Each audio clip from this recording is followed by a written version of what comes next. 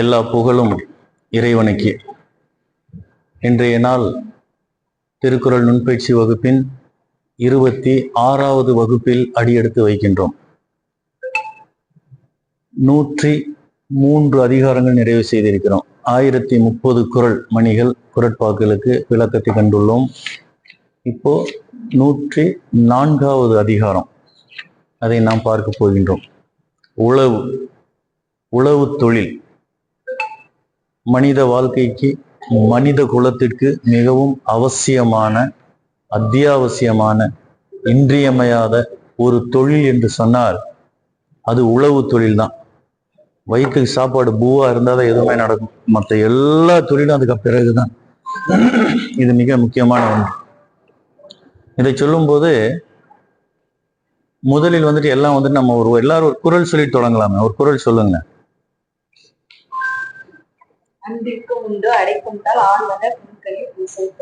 மகிழ்ச்சி.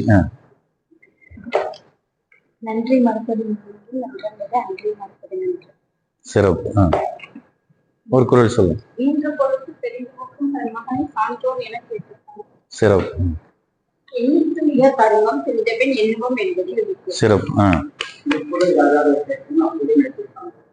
சிறப்பு. சிறப்பு. அறிவு. சிறப்பு.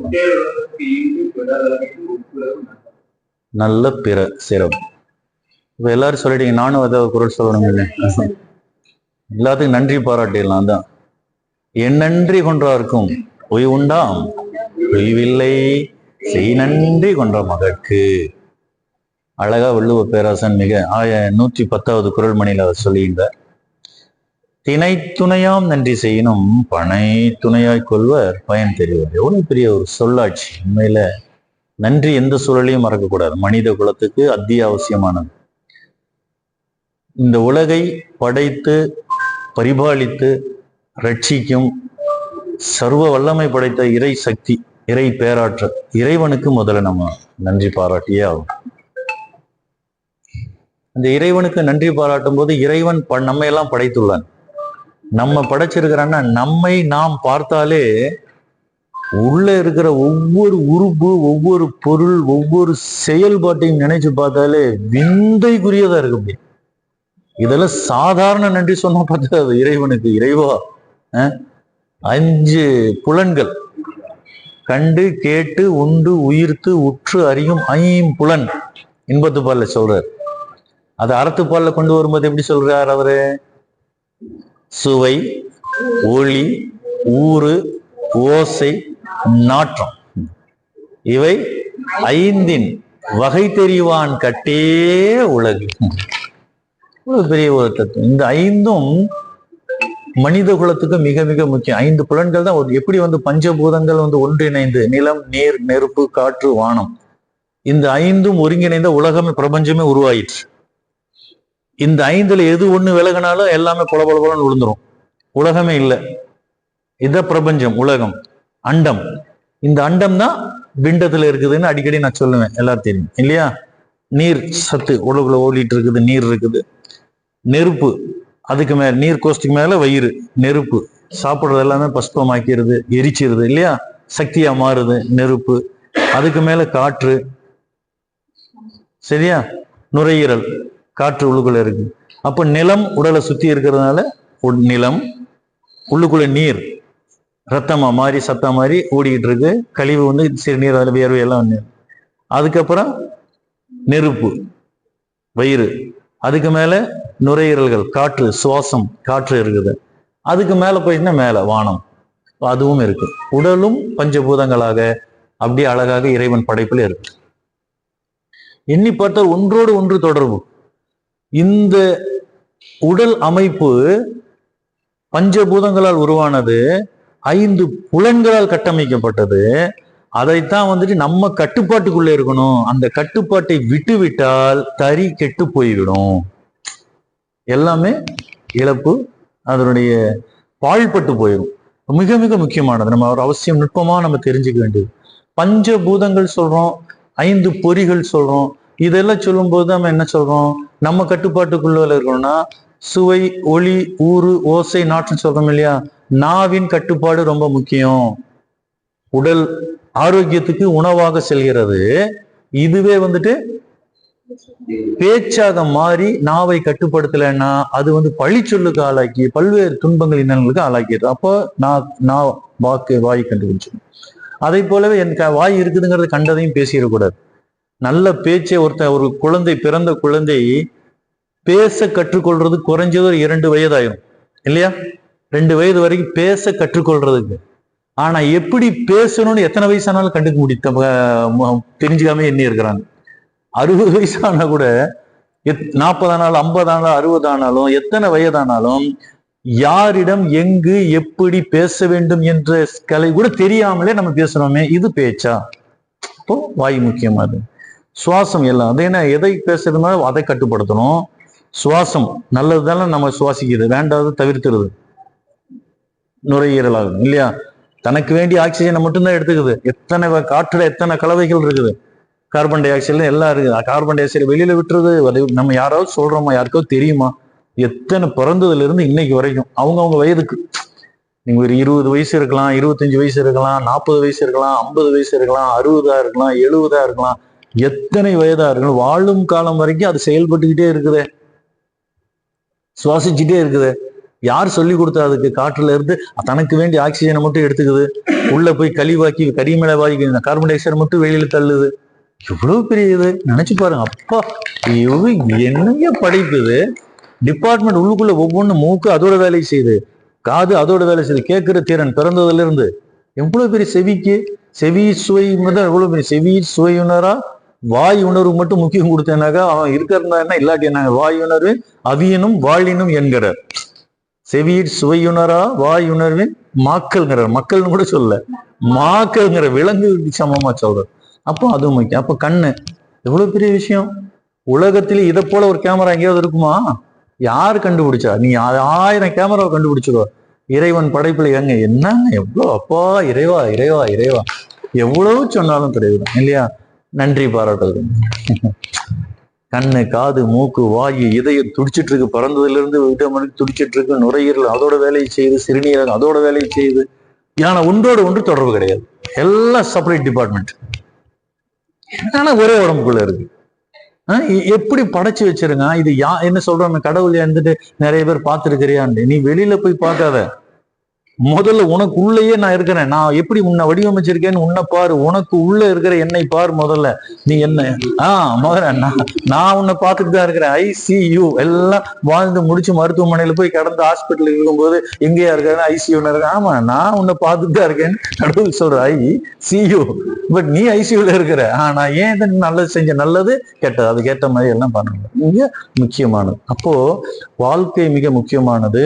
எல்லாவற்றிற்கும் அடிப்படையானது நன்றி பாராட்டும் பண்பு இந்த மனிதர்கள் நமக்குள்ள வரணும். நமக்கே நாம் நன்றி சொல்லணும். நம் உடல் உறுப்புகளுக்கு நம்ம கண்ணே இது வரைக்கும் என்ன எவ்வளவு பத்திரமா வச்சிருக்கிற, உனக்கு நன்றி. காலையில எந்திரிச்சோன்னு 2 நிமிஷம் பேசலாமே. நம்ம உடம்போடு நம்ம பேசணும். நாம் நம்மிலிருந்து விலகி நின்று வெளியில வந்து நின்று நம்ம பேசணும் நம்ம உடம்போடு. நான் என்பதே நான் அல்ல. நான் என்பது என்ன, இந்த உடலா? இல்ல நான் என்பது இந்த உயிரா? நினைச்சு பாருங்க, ஆச்சரியமா இருக்கும். நம்ம வெளியில என்ன பார்க்கணும். இப்போ கோவலி வெளியில வந்துரு, வெளியில நின்று உண்டு பார்க்கணும். நீ யாரு, இப்ப நம்ம எப்படி இருக்கிறோம், என்ன இருக்கிறோம். அப்ப எல்லாம் சேர்ந்து ஒவ்வொரு உறுப்புக்கும் நம்ம நன்றி பாராட்டலாம், செய்யலாமா? இதெல்லாம் நன்றி பாராட்டுறது எதுக்குன்னா, இத்தனையும் கொடுத்த இறைவனுக்கு நன்றி பாராட்டும். இறைவா, உன்னோட பிரமிப்பா தானே இருக்கு. எப்படி நீ படைச்சிருக்கிற, எப்படி செஞ்சிருக்கிற, உன்னுடைய அதுல ஆணுக்கு ஒரு மாதிரி, பெண்ணுக்கு ஒரு மாதிரி இல்லையா? அது ஒரு கருக்கொள்றது ஒண்ணு, அதுல இருந்து உயிர் உருவாகிறது ஒண்ணு. அந்த உயிர் சாதாரண சின்ன குட்டி பாப்பா தானே இருக்கிறோம். இப்ப பார்த்தா 60 கிலோ 70 கிலோ பெரிய ஆளா நிக்கிறோமே. இந்த மாதிரி புரியுதா? ஐயா இறைவா, என்ன இதுதான் இறைவா, பேராற்றல். இறைவன் ஆற்றல் கூட இல்லை, அது பேராற்றலாக நம்ம பார்க்க வேண்டியதா இருக்கு. பெரிய சக்தி, அது மாபெரும் சக்தி. அந்த நிலைக்கு நம்ம உருவாக்கி வரணும்னா, ஆற்றலுக்கு உடலுக்கு தேவையான வலிமை வேணும்னா, சத்து வேணும்னா, இறைவன் என்ன இந்த உலகத்துக்கே தீனி போடணும், சோறு கொடுக்கணும், பூவா சாப்பாடு இல்லையா? சாப்பாடு இறைவன் இறங்கி தினம் சமைச்சு வேலை சோறு போட்டு இருக்க முடியுமா?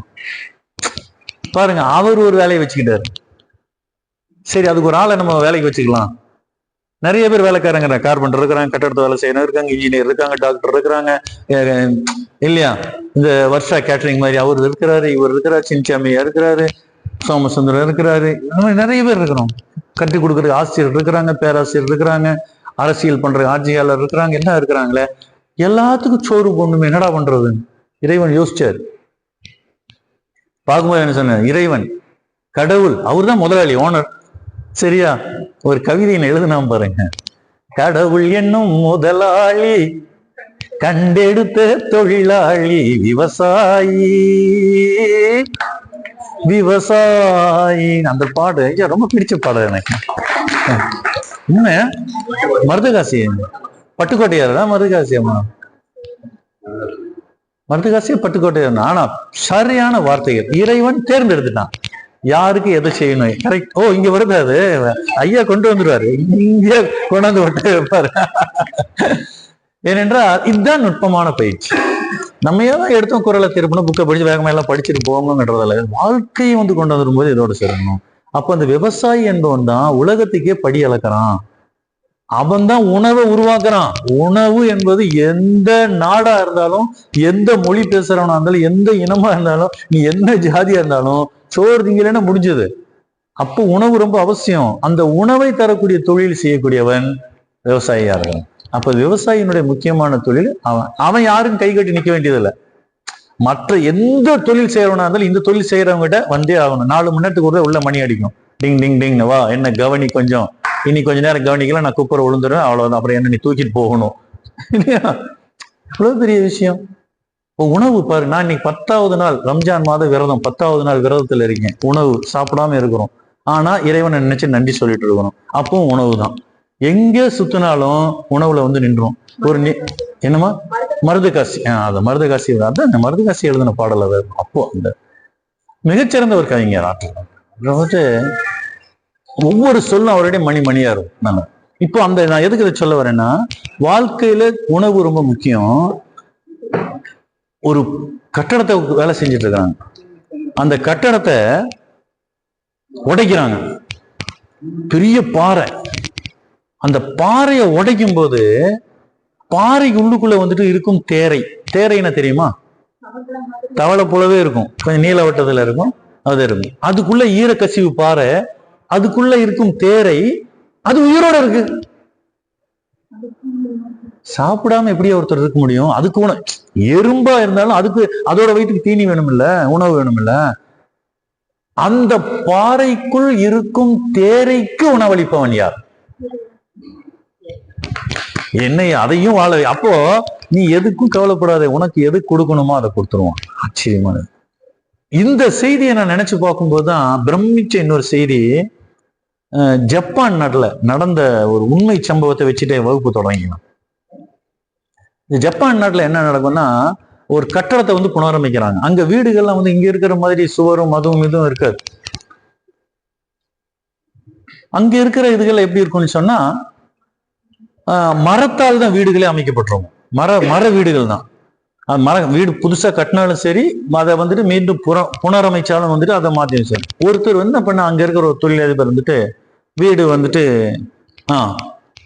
நீ இருக்கும்போது ஒரு நோக்கத்துல தன்னுடைய வீட்டை புனரமைக்க அவர் திட்டமிடுகிறார். திட்டமிட்டவர் என்ன நினைக்கிறார் சொன்னா, முன்னாடி அவரே முன்னாடி வீட்டை பிரிச்சு மறுபடியும் பிரிச்சு மேய்கிறதுன்னு சொல்றோம் இல்லையா, அந்த மாதிரி பிரிக்கிறாங்க. அப்ப அந்த கட்டடத்துக்கு அந்த அந்த வீட்டினுடைய கூரை சுவர் எல்லாமே பலகைகளால் அடிக்கப்பட்டிருக்கு. 2 கட்டைகளால் அடிக்கப்பட்டிருக்கும். ஒவ்வொரு கட்டைக்கு மேல பலகை அடிச்சிருப்பாங்க. அப்போ பிரிச்சு எடுக்கணும் எல்லாமே. பலகைகளை பிரிச்சு இருக்கிறாங்க. 2 கட்டைகள் இருக்கும், இடைவெளி இருக்கும், 2 கட்டைக்கு இடைவெளி இருக்கும், அதுக்கு மேல ஒரு பலகை வச்சிருவாங்க. இப்படியே வச்சு அடிக்கிட்டு போவாங்க. இவர் கட்டடத்தை பிரிக்கும் போது பலகை பிரிச்சுட்டாங்க. ஒரு பலகை எடுத்து இன்னொரு இடத்துல அந்த கட்டையை பிரிக்க போற இடத்துல பார்த்தா, அந்த 2 கட்டைகளுக்கு இடையில் ஒரு பல்லி உயிரோட இருக்கு. பல்லி. இவர் பார்த்த உடனே ஒரு அதிர்ச்சி, ஆனா ஆச்சரியம். எப்படா ஒரு உயிரோட ஒரு பள்ளி இருக்குதுப்பா, நகராம அங்கேயே நிக்குது. என்ன நடந்திருக்குன்னா, அந்த வெளி கட்டை வச்சு ஆணி அடிச்சான் பாத்தியா, இது ஆணி அடிக்கிற ஒரு மேல ஆணி வச்சு ஆணி அடிப்பான். ஆணிதான் உள்ள இறங்கி செவுது அந்த இன்னொரு கட்டையில போய் பிடிச்சு நிற்கும். இந்த ஆணி அடிக்கும் போது அந்த ஆணி இறங்குற நேரத்துல ஏதோ ஒரு பள்ளி அந்த வழியா நான் போயிருக்கு. அது கால், அந்த காலோட விரிச்ச கால டக்குன்னு உள்ள குத்தி சப்ப ஆணி போய் ஏறிடுச்சு அந்த பள்ளிக்கு. அந்த பள்ளியால் அந்த இடத்துல இருந்து நகர முடியவில்லை. ஆனா அந்த ஆணி அடிச்சோன்னு தெரியல, வேலையெல்லாம் முடிஞ்சிச்சு. அந்த அடுத்த கட்டையை வச்சா மேல வச்சு அப்படி போயிடுச்சு. அது அப்படி நின்றுச்சு. ரெண்டு கட்டைக்கு நடுவுல இருந்ததுனால அதுக்கு எந்த விதமான இடையூறும் இல்லை, அது அசைவும் இல்லை, அது மேல எந்த விதமான சுமையும் பாரம் கிடையாது. புரியுதுங்களையா? அதனுடைய கால் மட்டும் சிக்கிருச்சு, எடுக்க முடியல, நகர முடியல, இந்த ஆயிடுச்சு. அடுத்த கட்டையை வச்சா பழக அடிச்சா முடிச்சிருச்சு. இது இந்த ஆணி அடிக்கப்பட்டு 3 ஆண்டுகள் ஆகிவிட்டன. 3 வருஷத்துக்கு முதல்ல இவர் ஆணி அடிச்சு வீடு கட்டினது. இப்ப என்ன பண்றாரு, மீண்டும் புனரமைக்கிறதுக்கு அதை பிரிச்சுட்டு இருக்கிறாரு. ஆச்சரியம் இருக்கு. என்னடா 3 வருஷம் உயிரோடு இருக்குமா ஒரு பள்ளி ஒரே இடத்துல? செத்து சொன்ன கட்டையாய் அப்படி விதாய் மாதிரி சோறுல அப்படி அப்படி விரைஞ்சி ஏதாவது நாய் இருக்கணும், எப்படி உயிரோட இருந்துச்சு? அந்த கட்டணத்தை உரிமையாளருக்கு ஆச்சரியம். அந்த வேலை செஞ்சவங்க எல்லாம் கொஞ்ச நேரம் இரு, இது எப்படிடா சாத்தியம்? இது ஐ கான்ட் பிலீவ், நம்ப முடியல. பார்த்தான், இந்த கூட இடத்துல பேசாம இரு, எப்படிடா இது இருந்துச்சு? கொஞ்ச நேரம் என்னதான் பார்க்கலாம். கொஞ்ச நேரம் ஆச்சு, ஒரு அரை மணி நேரம், 1 மணி நேரம், 3/4 மணி நேரம் ஆயிடுச்சு. சிறிது நேரத்துக்கு பிறகு கூட இருந்தவங்கள தூக்கி போட்டு அடிச்சு எடுத்துலாம். ஒன்னும் வேண்டாம், இரு, அது என்னன்னு செக் பண்ணலாம், என்ன நடந்தது பார்க்கலாம், எப்படி இதனால இருக்க முடிஞ்சது? ஒரு ஆய்வு மாதிரி பண்ணி அவரோட மனசுல என்னன்னு பார்க்கலான்னு அப்படியே பார்த்து கவனிச்சுட்டு இருக்கிறாரு. சிறிது நேரத்துல பக்கத்துல வேற ஒரு அந்த சந்து இடையும் இல்லையா, வேறு ஒரு பள்ளி உணவு கொண்டு வருது, வாயில வந்து அந்த பள்ளிக்கு கொடுக்குது. அந்த பள்ளி சாப்பிடுகிறது, கழிவு போகுது, மேல விழுகுது. கட்டதானே ஒரு கட்டடத்தில் தானே இதாயிடுச்சு. 1 நாள் 2 நாள் அல்ல, 3 ஆண்டுகளாக ஒரு பள்ளி தன் இனமான இன்னொரு பள்ளிக்கு சோறு கொடுத்து காப்பாத்திட்டு இருக்கு. என்ன இறைவா!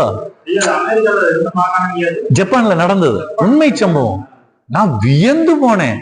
ஒரு சாதாரண ஒரு சுவற்றில் ஊறும் ஒரு பள்ளியே தன் இனமான ஒரு பள்ளியை பசியோடு விட்டு விடக்கூடாது, காப்பாற்ற வேண்டும் என்று நினைத்தால் ஒரு மனித ஆற்றல் நம்ம எல்லாம் எவ்வளவு மற்றவங்களுக்கு உதவலாம். முடியுமா முடியாதா? முயன்றால் முடியாதது உலகில் எதுவும் இல்லை. பசி என்பது மிக முக்கியமான ஒன்று, அதை போக்குதல் மிக மிக முக்கியம். அந்த பசியை போக்குவதற்கு உணவு தேவை.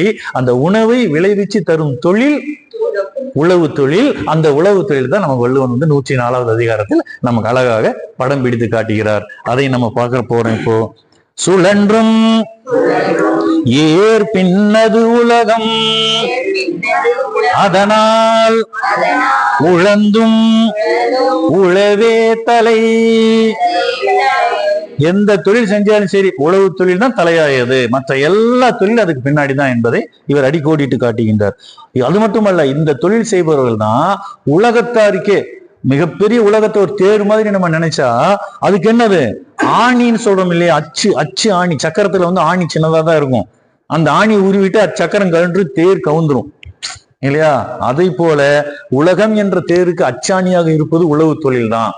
உழுவார் உலகத்தார்க்கு ஆணி, உழுவார் உலகத்தார்க்கு ஆணி, அகுதாற்றாது எழுவாரை எல்லாம் பொறுத்து. ஏன்னா எல்லா தொழில் செய்பவர்களையும் காப்பாற்றக்கூடிய தொழில் உணவு கொடுத்து காப்பாற்றும் தொழில் ஒரே தொழில். அதனால விவசாயத்தை பேணுங்க, ரொம்ப முக்கியத்துவம் கொடுங்க என்று 2000 ஆண்டுகளுக்கு முன்பே மிக அழகாக சொல்லியிருக்கார். அப்படி உழுது உண்டு அவர்களும் உண்டு, இந்த உலகத்தாருக்கும் தன்னுடைய உணவை கொடுத்து வாழ வைப்பதால் அவர்கள் தான் வாழ்பவர்கள். வாழ்வாரே வாழ்வார், உழுதுண்டு வாழ்வாரே வாழ்வார், உழுதுண்டு வாழ்வாரே வாழ்வார், மற்றெல்லாம் உழுதுண்டு பின் செல்பவர் என்று சொன்ன அவர்தான் பல குடை நீழலும் தங்குடைக்கு காண்பர் அழகுடை நீழல் அவர். நெற்கதிர் நிழலில் வாழும் உழவர்கள் மிக்க மன்னன், பல உழவர்கள் நிறைஞ்ச மன்னன். ஆனாலும் பல நாட்டு தலைவர்களையும் தன் ஆளுகையின் கீழ் கொண்டு வருவான். ஒரு மன்னன் தனக்கு கீழே வந்துட்டு உழவர்கள் நிறைய பேர் இருக்கிறாங்கன்னா பல நாட்டு தலைவர்கள் எங்கிட்ட வாயா அப்படிங்கிற மாதிரி சொல்லக்கூடிய நிலைக்கு நான் உயர்ந்தேன். பயன் என்றால் விளைச்சல் அதிகமா இருந்தாலே போதும், அது மிகப்பெரிய செழுமை நமக்கு வந்துடும். அதை கொடுத்தாலே வருமானம் தானே, காசு தானே. அதான் மாடுன்னு ஒரு இடத்துல சொல்ற, மாடல்ல மற்றையவை. மாடு என்றால் செல்வம் என்று பொருள். சரியா? அந்த செல்வம் நிறைய இருந்தாலே செழிப்பு, லட்சுமி கடாட்சியம் வந்துடும், அவ்வளவுதான் என்று சொல்லுவீங்க. இரவார் இறப்பார் கொன்று ஈவர் கரவாது கை செய்தோன் மாலையவர். இவர் யார்கிட்டயும் கையேந்தி கேட்க மாட்டார். இரவார் இவர் யாரிடம் உழுது உழைத்து வாழும் உழவர் பிறரிடம் கையேந்த மாட்டார். இரவார்க்கு ஒன்று ஈவார், மற்றவனுக்கு கொடுப்பாங்க. இவன் யார்ட்டையும் கேட்க மாட்டேன், கேட்க வேண்டிய அவசியம் இல்லையே. இவன் தான் கொடுக்கிற நிலையில இருக்கின்றார்கள் என்று வள்ளுவன் அழகாக சொல்லுகின்றார். உழவினார் கை மடங்கின் இல்லை விளைவதும் விட்டேன் என் பார்க்கும் நிலை. உழவர்கள் தம் தொழிலை செய்யவில்லையானால், உழவர்கள் அவங்க வேலை செய்யாட்டி என்ன ஆகும்? விளைச்சலே இல்லாம போயிடும். ஒரு காலம் அப்படிதான் வரப்போகும் போல இருக்கு. பஞ்சம், பசி, பட்னி எல்லாம் இப்படிதான் வரும். இப்பதான் எதை பார்த்தாலும் விவசாயத்துக்கு எவையா போறது?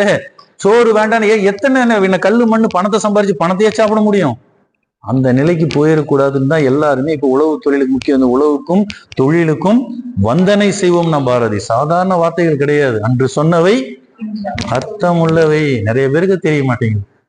எல்லா சொற்களும் பொருள் குறித்தானவே. அதுல ஒரு இருக்கும். பெரியவங்க அன்று சொன்னா, பெரியவன் சொன்னா பெருமாள் சொன்ன மாதிரி இல்லையா? அன்று நீங்க பெருசை கேளுங்கிறாங்க, பார்த்து தெரிஞ்சுக்கணும். தொடி பொழுதி கச்சா உனக்கின் பிடித்தெருவும் வேண்டாது சாலப்படும்.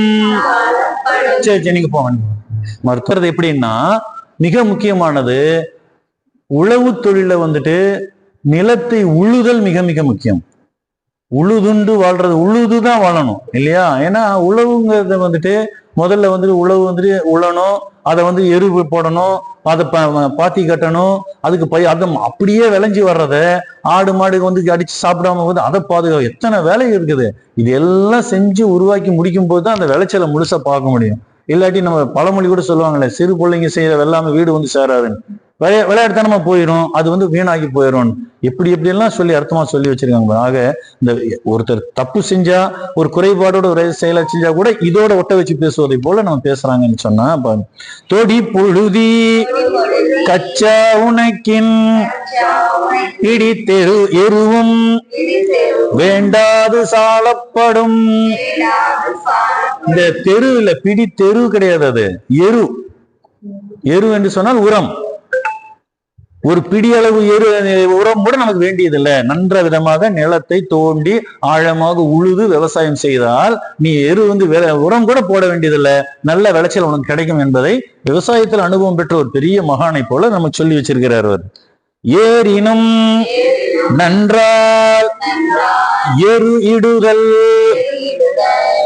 கட்டபின் நீரினும் நன்றதன் காப்பு. இப்பதானே சொல்லிட்டு இருந்தேன். முதல்ல என்ன பண்ணணும்? ஆழ உழுவணும். மேலோட்டமா உழுவதில்லை, பள்ளம் பறிச்சு சைட்ல போறதில்ல. அங்க பண்ணிட்டேங்க, நான் எல்லா வேலையும் முடிச்சுட்டேன், என்ன வேலை? அது உழுதல் இல்ல, ஆழ உழுவணும். அப்போதான் வேர் பிடிக்கும்.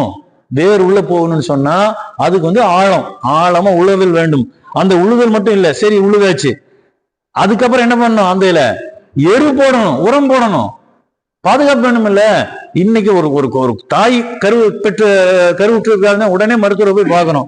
உடனே போனா அந்த குழந்தை செழிப்பா வளர்றதுக்கு எத்தனை மருந்து மாத்திரை எல்லாமே ஊசி மூலமா கொடுக்குறோம். ஒரு சத்து உணவு கொடுக்குறோம், சத்து உணவு சாப்பிடுங்கிறோம். ஏன்னா வயிற்றுக்குள்ள இன்னொரு உயிர் இருக்குது, பேணி பாதுகாப்பு எத்தனை இதெல்லாம். அப்போ பாதுகாப்பு ரொம்ப முக்கியம், கவனிப்புங்கிறது ஒரு முக்கியம். நம்ம அம்மா அப்படித்தானே பார்த்திருப்பாங்க. காலம் காலமாக சக்கர சுழற்சி இதுதானே நடந்துட்டு இருந்திருக்கு. அப்போ இப்ப உழவு தொழில நீங்க வச்சு பாத்தீங்க, எல்லாமே அதுதான். உழுதுங்கிறது முக்கியம், உழவுங்க தொழில் முக்கியம். அந்த உழவு தொழில உழுதல் ரொம்ப முக்கியம். உழுதல் ரொம்ப முக்கியம்னா அதை விட முக்கியம் அதற்கு உரமிடுதல் ரொம்ப முக்கியம். சரி, உரம் இட்டாச்சு, உழுதாச்சு, விதைச்சாச்சு, உரம் போட்டாச்சு, தண்ணி பாய்ச்சணும்ல. தண்ணி ஊத்துனாதானே அதுக்கு சாப்பாடு அதுதானே, உணவு அதுக்கு கொடுக்கணும்ல, அப்பதானே அது உயிர் பிடிக்கும். அப்போ நீர் அதுக்கு ஊத்தணும். சரி, நீரும் ஊத்தியாச்சு, எல்லாமே கொடுத்தாச்சு. இப்ப அது என்ன நடக்கும்? வளர தொடங்கும். செடி உயிர் பிடிச்சி கொஞ்சம் கொஞ்சமா அப்படியே லேசா முளைச்சு 2 இது வரும், 2 கிளை இருக்கும். நம்ம வீட்டுல செடி இடி வச்சு 2 லேசா பூத்து 2 இலை வந்தாலும் எவ்வளவு சந்தோஷம், ஓடி போய் பார்க்கணும். அது ஒரு உயிர் தளிர்க்குது, வெளியில வருதுன்னா அதை பார்த்தாலே ஒரு மகிழ்ச்சி தான் இல்லையா? அது எவ்வளவு விழாவா கொண்டாடுறோம், திருவிழாவா பண்றோம், எப்படி எல்லாம் பண்றோம். சரி, இதெல்லாம் செய்யறோம், தண்ணியும் ஊத்தாச்சு, எல்லாம் விளைச்சு வருது. அத என்ன பண்ணும்? அடுத்தது மிக மிக முக்கியம். ஏறினும் நன்று அதன் காப்பு, பத்திரமா பார்த்துக்கணும். இல்லைன்னா எல்லாம் செஞ்சதுக்கு அப்புறம் உடனே கொஞ்ச நேரம் எல்லாம் நிறைய செடி வந்திருக்கு, வீட்டுல போய் பார்த்துட்டு அங்க 2 ஆடு வந்து ஐயோ போச்சு இல்லையா, எல்லாம் அது சாப்பிட்டு போட்டு போயிடும். புரியுதா? அவ எவ்வளவு கட்ட பின் நீரினும், தண்ணி ஊத்துறது முக்கியம், அதை விட கொண்டு வர நீ, அதை விட நீரினும் நன்றி எதுன்னு சொன்னா, நல்லது எதுன்னா பாதுகாப்பு. எவ்வளவு பெரிய விஷயத்த உண்மையில வள்ளுவன பெரிய ஆள் தான் உண்மையில். சரி, எல்லாம் செஞ்சாச்சு. கிழவன் என்று சொன்னால் உரிமையாளன் என்று பொருள். சொந்தக்காரன், அறிவுடையவன், அறிந்தவன், அறிஞன், அவங்களதான் இதை நம்ம சொல்றோம்.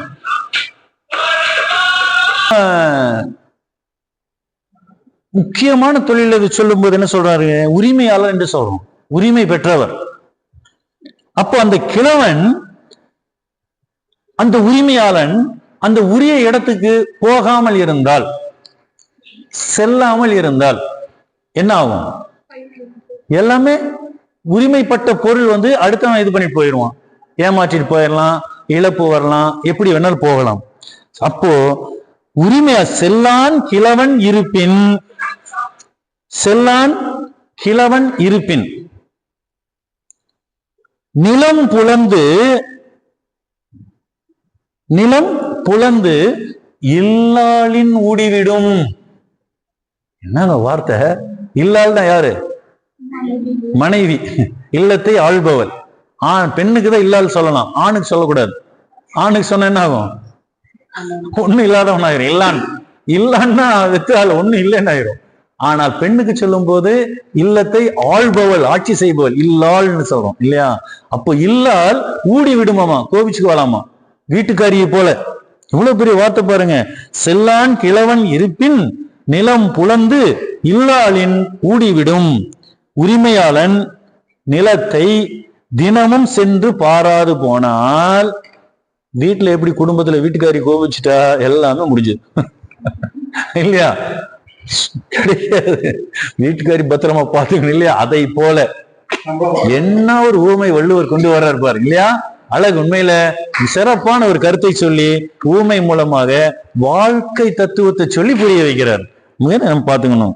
என் நிலம் கோபிச்சுக்குமாமா, நிலம் நம்ம கிட்ட கோபிச்சு விளைச்சல் தராம போயிருமாடா, உன்னுடைய நிலத்தை நீ போய் பத்திரமா பாத்துக்கோ. செல்லான் கிழவன் இருப்பின் நிலம் புலந்து இல்லாளின் ஊடிவிடும் என்று அவர் சொல்லுகின்றார்.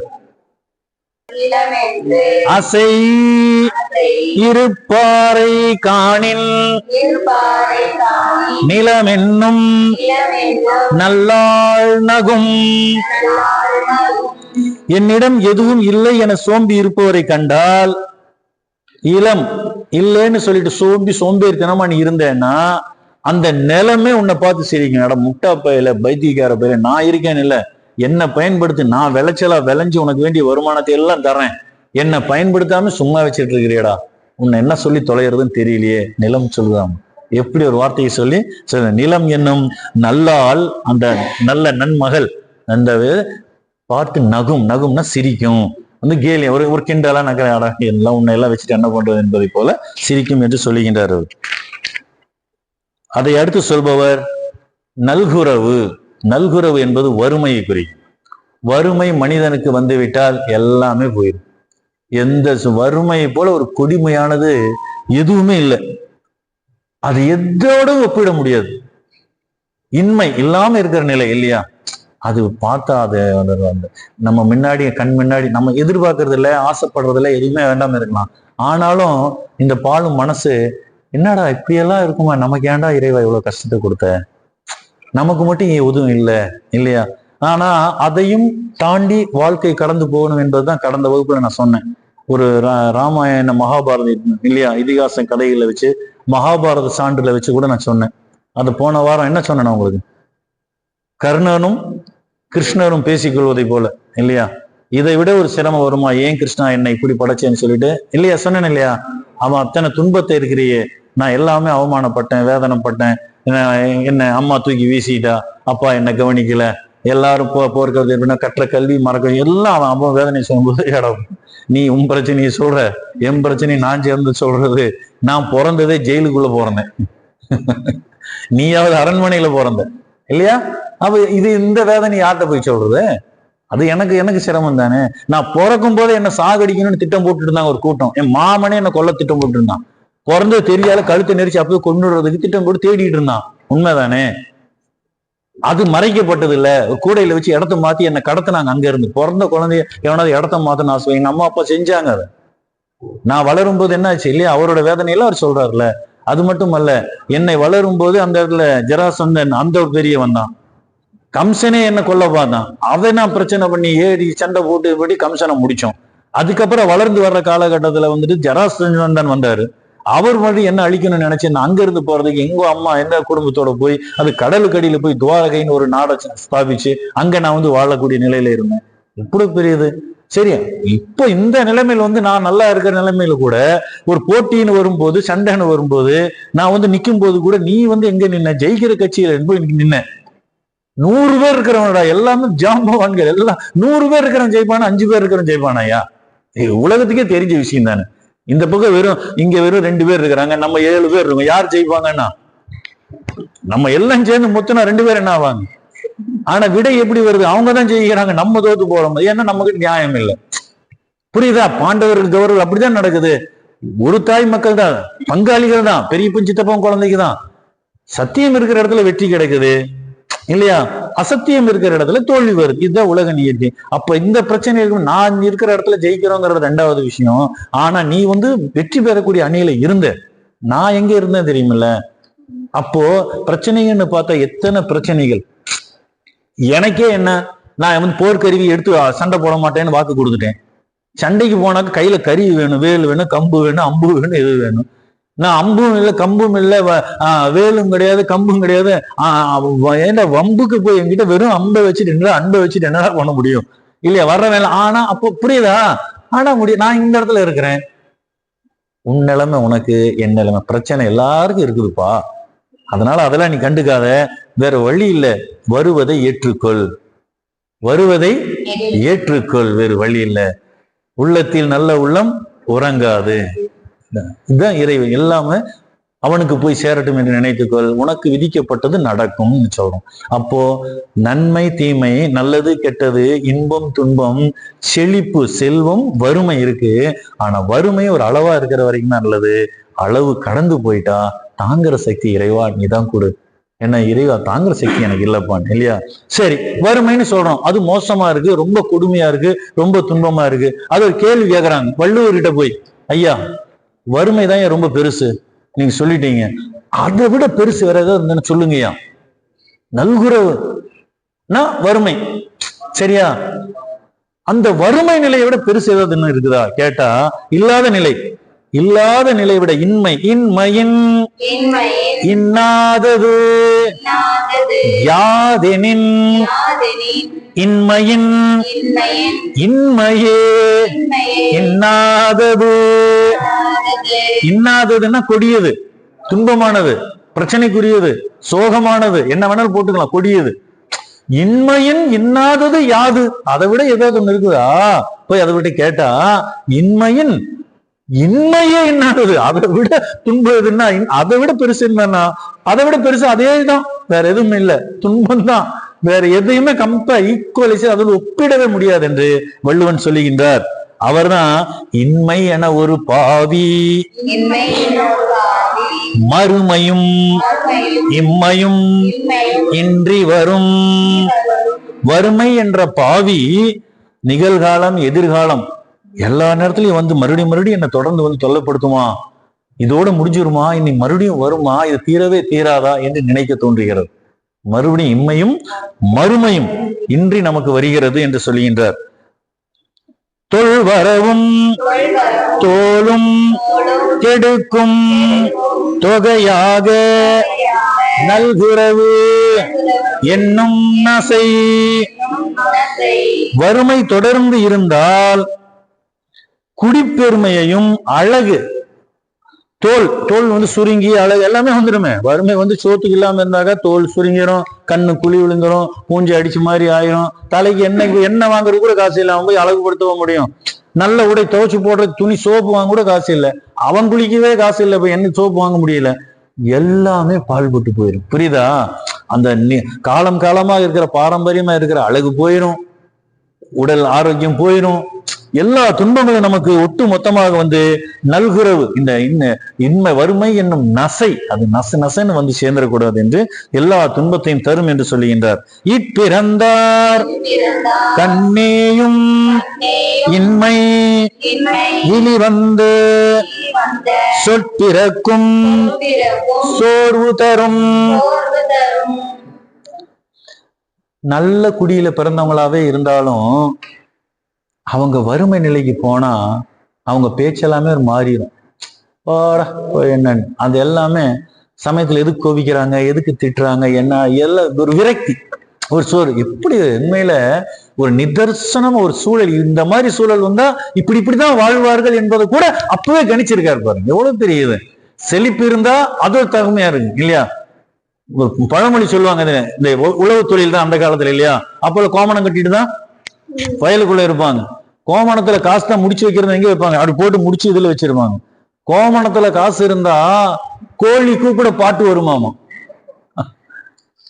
அந்த பாட்டு இருக்குது, அது தனி ஜாலி சொல்றோம் இல்ல, ஜாலிடான்னு சொல்லி. ஏன்னா பணம் பண்ற வேலை அது இருந்தாலே எங்க இருந்துதான் ஒரு தெம்பு வருமோ, எங்க அது வெத்து காகிதம் இல்லைங்களா? ஆனா அதுக்கு என்ன மதிப்பியா, என்ன மரியாதை நினைச்சு பாருங்க இல்லையா? காகிதம் தான், ஆனால் அது இந்த உலகத்தையே, அதாவது அதை விட ஒரு இலகுவானது ஏதோ இருக்கா? லேசானது பேப்பர் தானே, ரூபா நோட்டு தூக்குறது கஷ்டமா? இலகுவானது பணம், ஆனால் அது புரட்டவே முடியாது. அது புரட்டவே முடியாது. அதை புரட்டணும்னா ஐயா வேணுமா, யாரை பாக்குறது, எங்க போறது, எப்படி செய்யறது, எதைக்கு என்ன இல்லையா? இலகுவானதுதான், ஆனால் அவ்வளவு சீக்கிரம் புரட்ட முடியாதது ஏது? பணம் இல்லையா? ஆக அதெல்லாம் வறுமையில வந்து சேர்ந்துரும், இல்லாத நிலை வந்து உருவாக்கி விடும் என்று சொல்கின்றார். அது போல நல்ல குடியில பிறந்தவர்களா இருந்தாலும் பணம் இல்லாமல் போனால், வறுமை வந்து விட்டால், அதனாலதான் ரெண்டு சொல்லால் கன்னத்தில் அறைவதை போல வள்ளுவர் சொன்னது ஒரே ஒரு வார்த்தையில சொல்ற மாதிரி ஏதாவது ஒண்ணு சொல்லுங்க. நான் 1330 குறள், 133 அதிகாரம், 1330 குறள், ஒவ்வொரு குறளையும் 7 சொல்லு, 9317 சொற்களை கொண்டு வடிவமைச்சு கட்டமைக்கப்பட்ட திருக்குறள்ல நீங்க உங்களுக்கு பிடிச்ச ரெண்டு சொல்ல, ஏதாவது ஒரு ஒற்றை சொல்ல ஒரே வார்த்தையில சொல்ற மாதிரி ஏதாவது சொல்லுங்க. நான் வள்ளுவர் என்ன சொல்றாரு? வள்ளுவர் சொன்னதை சொல்றதுன்னா செய்க பொருளை, அவ்வளவுதான் போ, அதுக்கப்புறம் ஃபுல் ஸ்டாப். செய்க பணம் சேர்த்துறாம அவனை போ, நீ எல்லாம் அதுக்குள்ள வந்துடும். எவ்வளவு பெரிய வார்த்தை இல்லையா? செய்க பொருளை செருவார்க்கும் கூர் அறுக்கும் எஃகு அதனை கூறியது இல்லைங்கிறார்.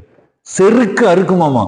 உன்னுடைய பகைவனுடைய ஆணவம் இருக்குது, செருக்கு, அதை அறுத்து எரிஞ்சிருமாமா. உங்ககிட்ட இருக்கிற பணம் உன் எதிரி கூட அப்படியே பொட்டி போகாம பேசாம இருப்பான். ஏன்னா மிதிச்சு போடுவான்டா அவன் வந்து அடிக்க வேண்டாம், அவன் கிட்ட இருக்கிற பணம் பேசணும். பல பேர் சொல்றாங்க பணம் 10 செய்யும், எங்கிட்ட இருந்தா 11 செய்யும் அப்படிமா ஒருத்தன். 10 தான் எங்கிட்ட இருந்தா 11 பண்ணுமுடான்னா. அது இன்னொரு பழமொழி சொல்ல, பணம் பாதாளம் வரைக்கும் பாயும் தான். பணம் என்றால் பிணம், பிணம் கூட வாய் தெரியும். பணமா கொடுத்துட்டு எனக்கு என்னடா அது பணத்துக்கு அவ்வளவு இல்லையா? ஆனால் பணம் முக்கியம்தான், ஆனால் அது மட்டுமே முக்கியம் அல்ல. வாழ்வதற்கு பொருள் தேவை, வாழ்வதிலும் ஒரு பொருள் தேவை. பொருளற்ற வாழ்க்கை, அர்த்தமற்ற வாழ்க்கை வாழ்ந்து விடக்கூடாது. நாம் அர்த்தமுள்ள வாழ்க்கையின் மூலம் பொருளை ஈட்ட வேண்டும், அறத்தோடு நிற்க வேண்டும், இன்பம் துய்த்தல் வேண்டும். அரண் ஈனும் இன்பமும் ஈனும், திறன் அறிந்து தீதின்றி வந்த பொருள் என்று வள்ளுவன் அழகாக பொருள் செயல் வகையில் மிக அழகாக சொல்லுகின்றார். இந்த அதிகாரத்துல வந்துட்டு இருக்கா, பிறந்தார் கண்ணேயும் இன்மை இனி வந்த சொற்பிறக்கும் சோர்வு தரும். அதான் இப்ப நான் சொன்ன உங்களுக்கு, நல்ல குடியில பிறந்தால் இது ஆகும் என்று சொல்லி, நல்குறவென்னும் இடும் பயுள் பல்குறை துன்பங்கள் சென்றுபடும். இந்த நல்குறவு என்று சொல்லக்கூடிய வறுமை என்று சொல்லக்கூடிய துன்ப நிலையில் ஒருத்தர் வந்துட்டா அவனுக்கு சொல்லவே வேண்டாம். எல்லா துன்பங்களும் நாங்க போய்க்கிறேன் துன்பங்கள் எல்லாம் சொந்த வீடு கட்டி உள்ள வந்து இங்க தங்கிக்குவாங்க, எல்லா பிரச்சனைகளும் வந்து சேர்ந்துரும் என்று சொல்லுகின்றார். நட்பொரு நன்குணர்ந்து சொல்லினும் நல்கூர்ந்தார் சொற்பொருள் சோர்வுபடும். நல்ல கருத்துக்கள் என்னதான் நல்ல விதமா சொன்னாலும் காசு இல்லாதவன் சொன்னா அந்த சபை ஏறாது. ஏழை சொல் அம்பலம் ஏறாது. அட போற எல்லாம் தெரியுமா, அதே காசு இருக்கிறவன் சொன்னா அந்த மரியாதை வேற இல்லையா? ஆக பணமும் வாழ்க்கைக்கு அவசிய தேவைன்னு சொல்றாங்க. அறஞ்சாரா நல்குறவு ஈன்ற தாயானும் பிறன் போல நோக்கப்படும். அறத்தோடு பொருந்தாத வறுமை உடையவனே, அறத்தோடு ஒருத்தன் ஏழ்மையான பரவாயில்ல, அவன் உண்மையா நியாயமா கஷ்டப்பட்டு இருக்கான்னு. அறம் இல்லாத வகையில ஒருத்தன் ஏழ்மையா இருந்தா பெற்ற தாய் கூட அவனை மூன்றாவது வேற்று மனுஷனை பார்ப்பதை போல பார்ப்பார் என்று சொன்னார். இன்றும் வருவது கொள்ளோ நெருநலும் கொன்றது போலும் நிரப்பு. இன்னைக்கு வந்து இந்த வறுமை துன்பம் என்ன கொல்றது போல இருக்குதுப்பா, சாவு வந்துரு போல இருக்கு, சாகலாம் போல இருக்குன்னு சொல்றோம் இல்லையா? ஆனால் இது எப்படின்னு சொன்னா, என்னை கொல்வது போல் நேற்று துன்புறுத்திய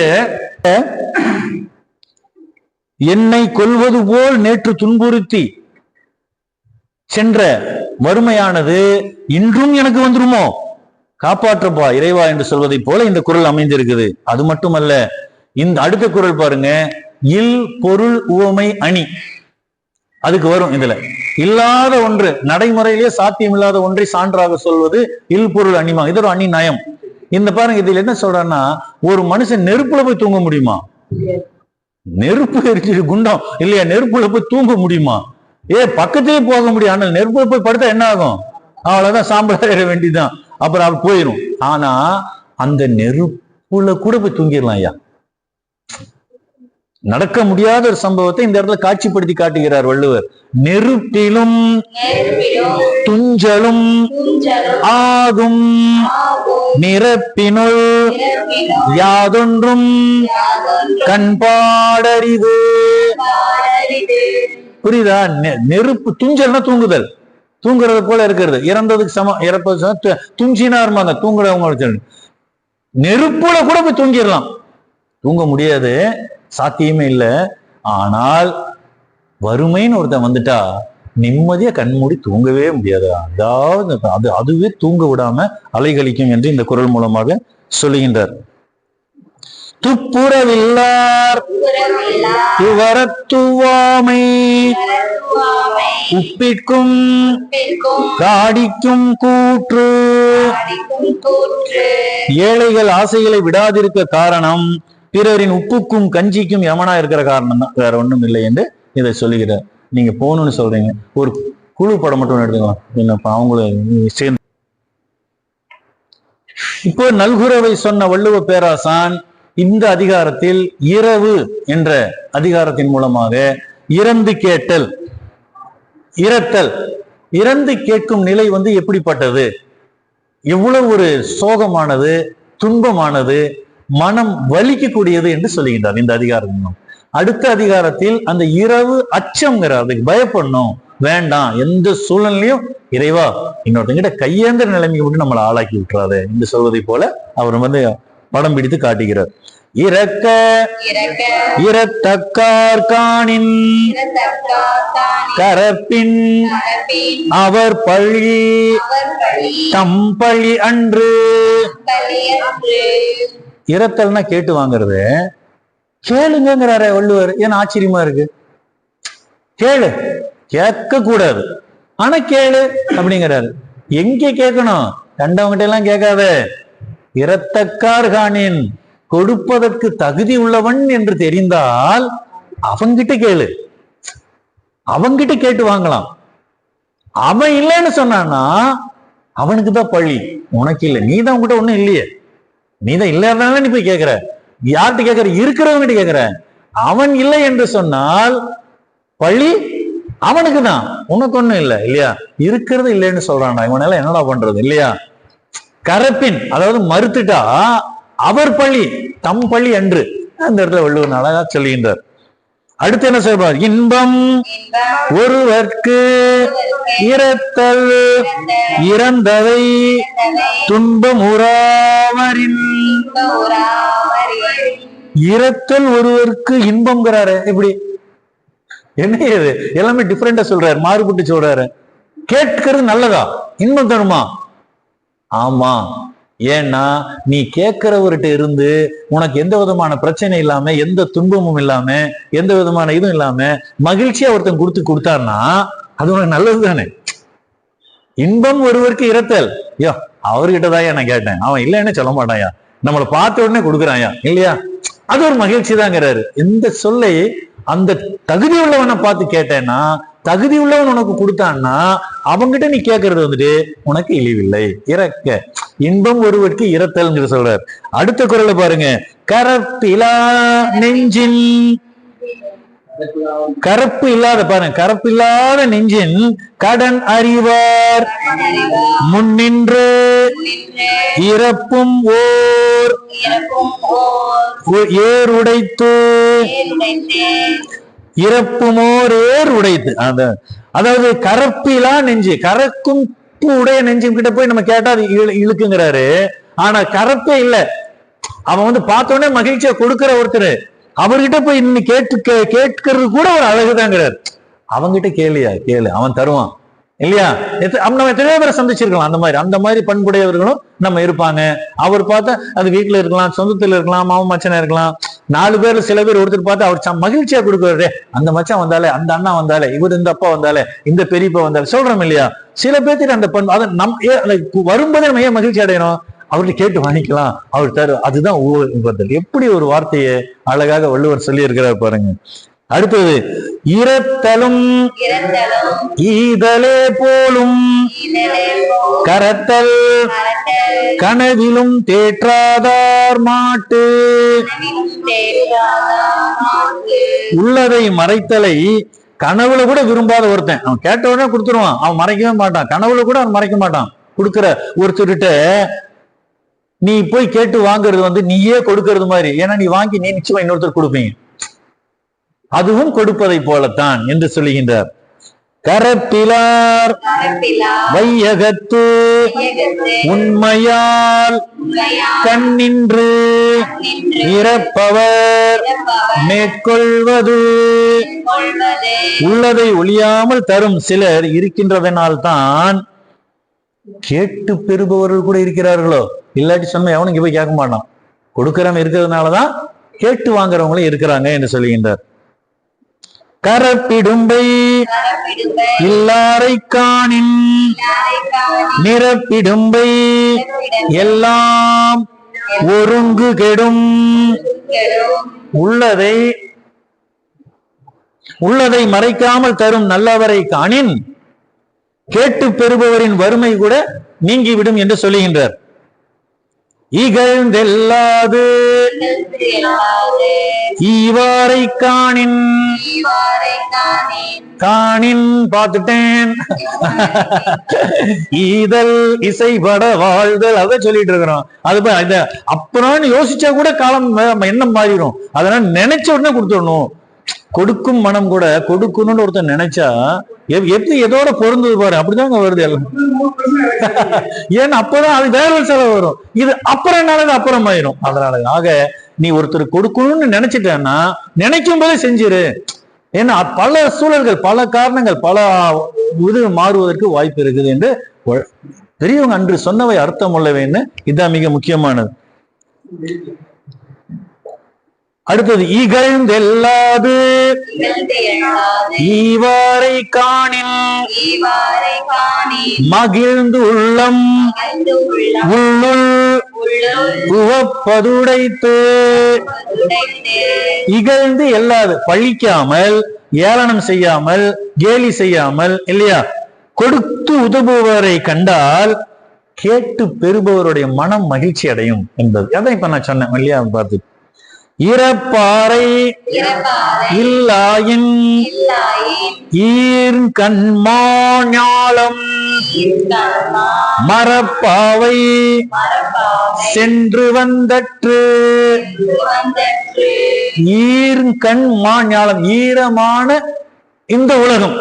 ஏன்னா உலகம் 75% நீரால் சூழப்பட்டிருக்கு. ஈரம் நிறைந்த கடலால் சூழப்பட்ட பெரிய இந்த உலகம் இறப்பாறை இல்லாயின் கேட்டு வாங்குறவன் இல்லாம போயிட்டா, கேட்டு பெறுபவர்களே உலகத்தில் இல்ல. அப்ப என்ன ஆகும்? இந்த உலக இயக்கமே மரப்பாவை, மரப்பொம்மை, இந்த பொம்மலாட்டத்துல வேடிக்கை காட்டுவதை போலதான் இருக்கும். மரப்பாவை என்பதை சொல்லுகின்றார். சென்று வந்தற்று, அது போயிட்டு வருவதை போல இருக்கும் என்று அழகாக வள்ளுவர் இந்த குறள் மூலமாக சொல்லுகின்றார். ஈவார்கண் என்னுண்டாம் தோற்றம் இறந்துகோள் மேவாரிலாக்கடை. கேட்டு பெறுபவர்கள் இல்லையானால் தந்து உதவும் நிலையில் இருப்பவர்களுக்கு எந்த பெருமையும் கிடையாது. இந்த கொடுக்கிறவனுக்கு பெருமை இருக்குனால அவன் கேட்டு வாங்கினதுனால அவனுக்கு பெருமை. அப்பதான் நான் கொடுக்க முடிஞ்சது. அவன் கேட்கறவனே இல்லைன்னு சொன்னா நான் வச்சு என்ன பண்றது இல்லையா. அப்போ எல்லாருமே எல்லா இடத்துலயும் பயனுள்ளதா போய் சேர்ந்துச்சுன்னா அந்த பொருளுக்கும் பயன் சேர்ந்து விடும், பெருமை சேர்ந்து விடும். கொடுத்தவருக்கும் பெருமை, பெற்றவருக்கும் பெருமை, அந்த கொடுத்த பொருளுக்கும் பெருமை. பெருமை உரிய இடத்துல அந்த பெருமையான பொருள் போய் சேர்ந்ததுதான் அதற்குரிய அங்கீகாரம் கிடைக்க வேண்டும் என்று படம் பிடித்து காட்டுகிறார். இறப்பான் வெகுளாமை வேண்டும் நிரப்பிடும்பை தானேயும் சாலும் கரி. கேட்டு பெறுபவன், கேட்கறதே ஒரு வகையில் பிச்சை மாதிரி தானே. நல்லா கவனிச்சு பாருங்க, கேட்கறது எவ்வளவு கஷ்டம் தெரியுங்களா. தர்ம சங்கடமான ஒரு சூழல் போது எந்த சூழ்நிலையில் இறைவா இன்னொருத்தங்கிட்ட கையேந்த நிலைமை நம்மளை கொண்டுட்டு போயிடாத உண்டா இல்லைங்களா. அப்ப நம்ம கையேந்தும் நிலை வரக்கூடிய ஒரு நிலையில இருக்கிறவன், அதாவது பிச்சை கேட்பவன், இறந்து கேட்பவன் வெகுளாமை வேண்டும். அவனுக்கு கோபம் வரலாமா? அவன் கோபிச்சா என்ன ஆகும் இல்லையா.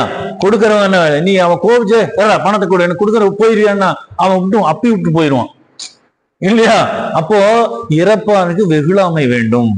ஏன்னா அவன் நிலைமையே மட்டமா மோசமா, காசு இல்லாத நிலைமையில பசிச்சியா, சாப்பிட்டு 3 நாள் ஆச்சுரா, ஏதாவது ஐயா பார்த்து கூடிய, அவன் போய் கோபிக்க கூடாது. அந்த கோபம் அப்ப பார்த்தாலே அடுத்தவனுக்கு வரணும்னு சொல்லுவேன்.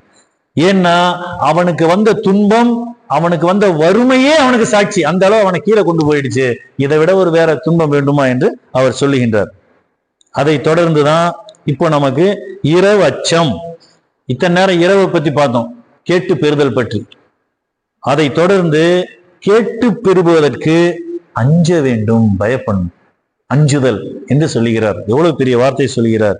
கரவாது உவந்தியும் கண்ணன்னார் கண்ணும் இரவாமை கோடி உறும்.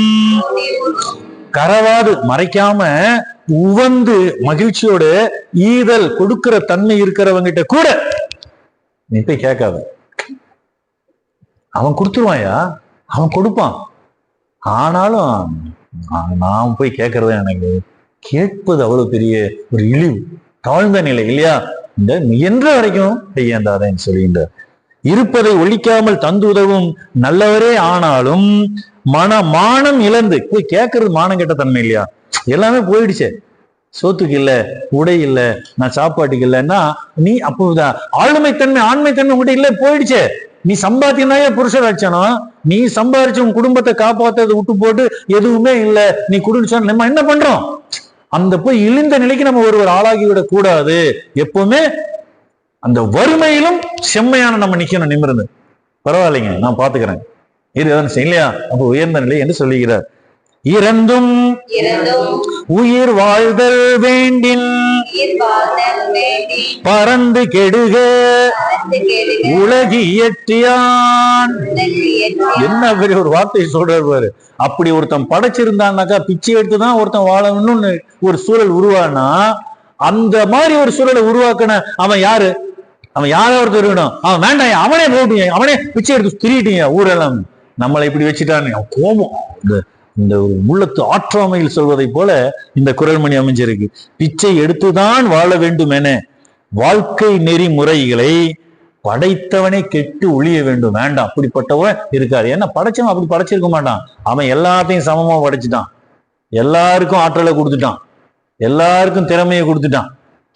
ஒரு சின்ன ஒரு பழமொழி சொன்னா, ஒரு சின்ன ஒரு எடுத்துக்காட்டை சொல்றேனே.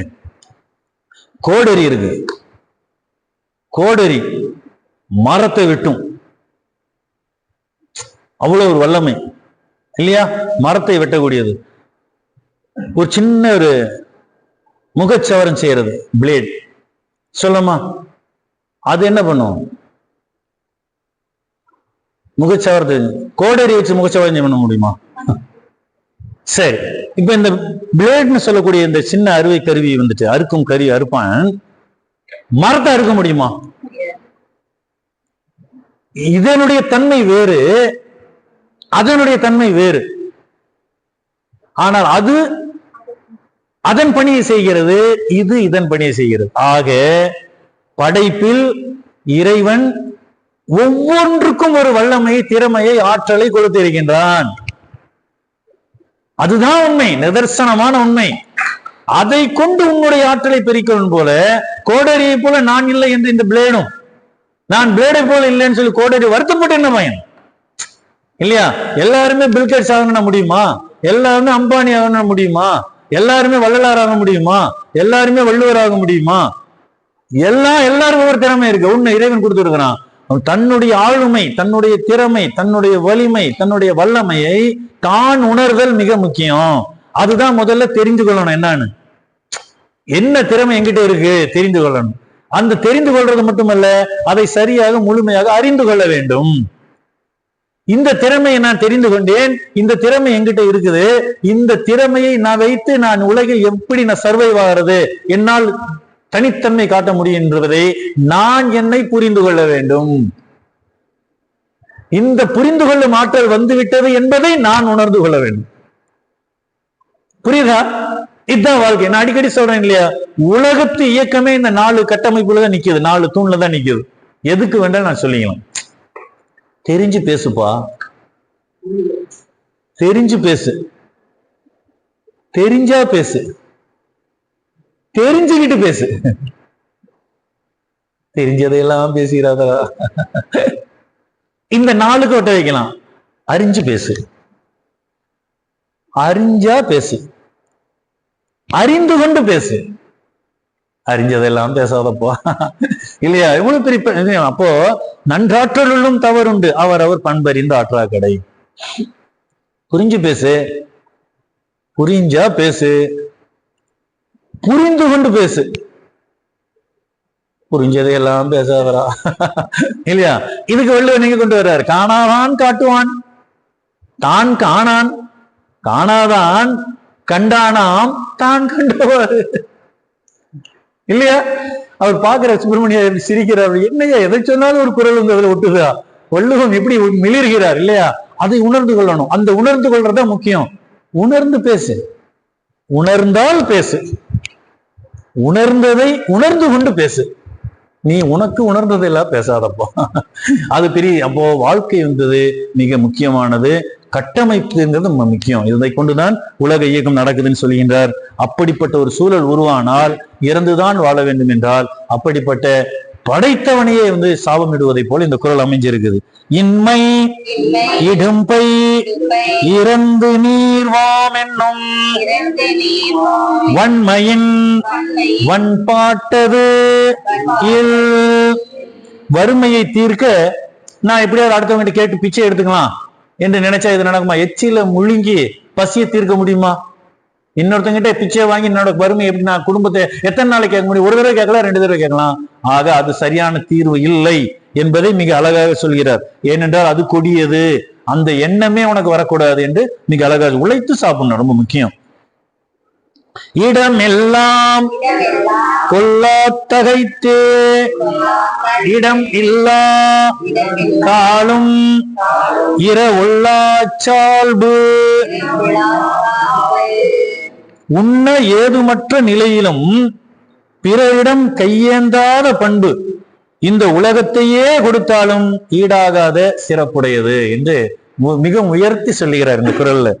ஏனென்றால் மனித வாழ்க்கையில் என்னன்னு சொன்னா, நாம் உழைத்து நம்ம கையால ஒரு சின்ன பெருசா நம்ம தினம் விருந்து சாப்பாடு இல்லப்பா, தினம் கறிஞ்சோறும் இல்லப்பா, தினம் பிரியாணி வேண்டாம், என் வீட்டுல கூழ் தான், என் வீட்டுல கஞ்சி தான், என் வீட்டுல சும்மா ஏதோ உப்புமா தான் கிண்டுவாங்க.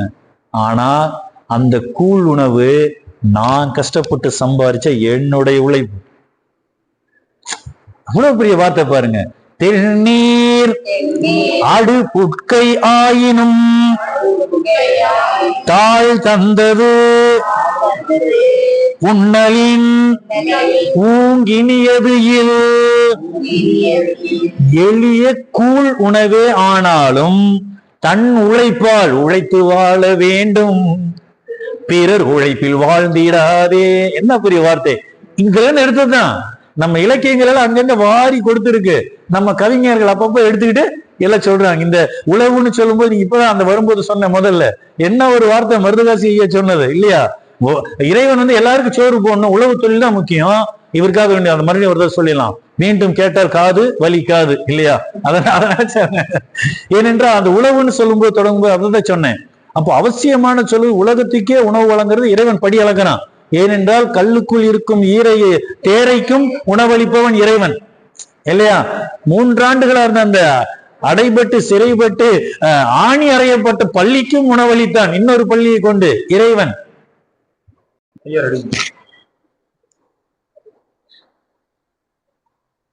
சரியா?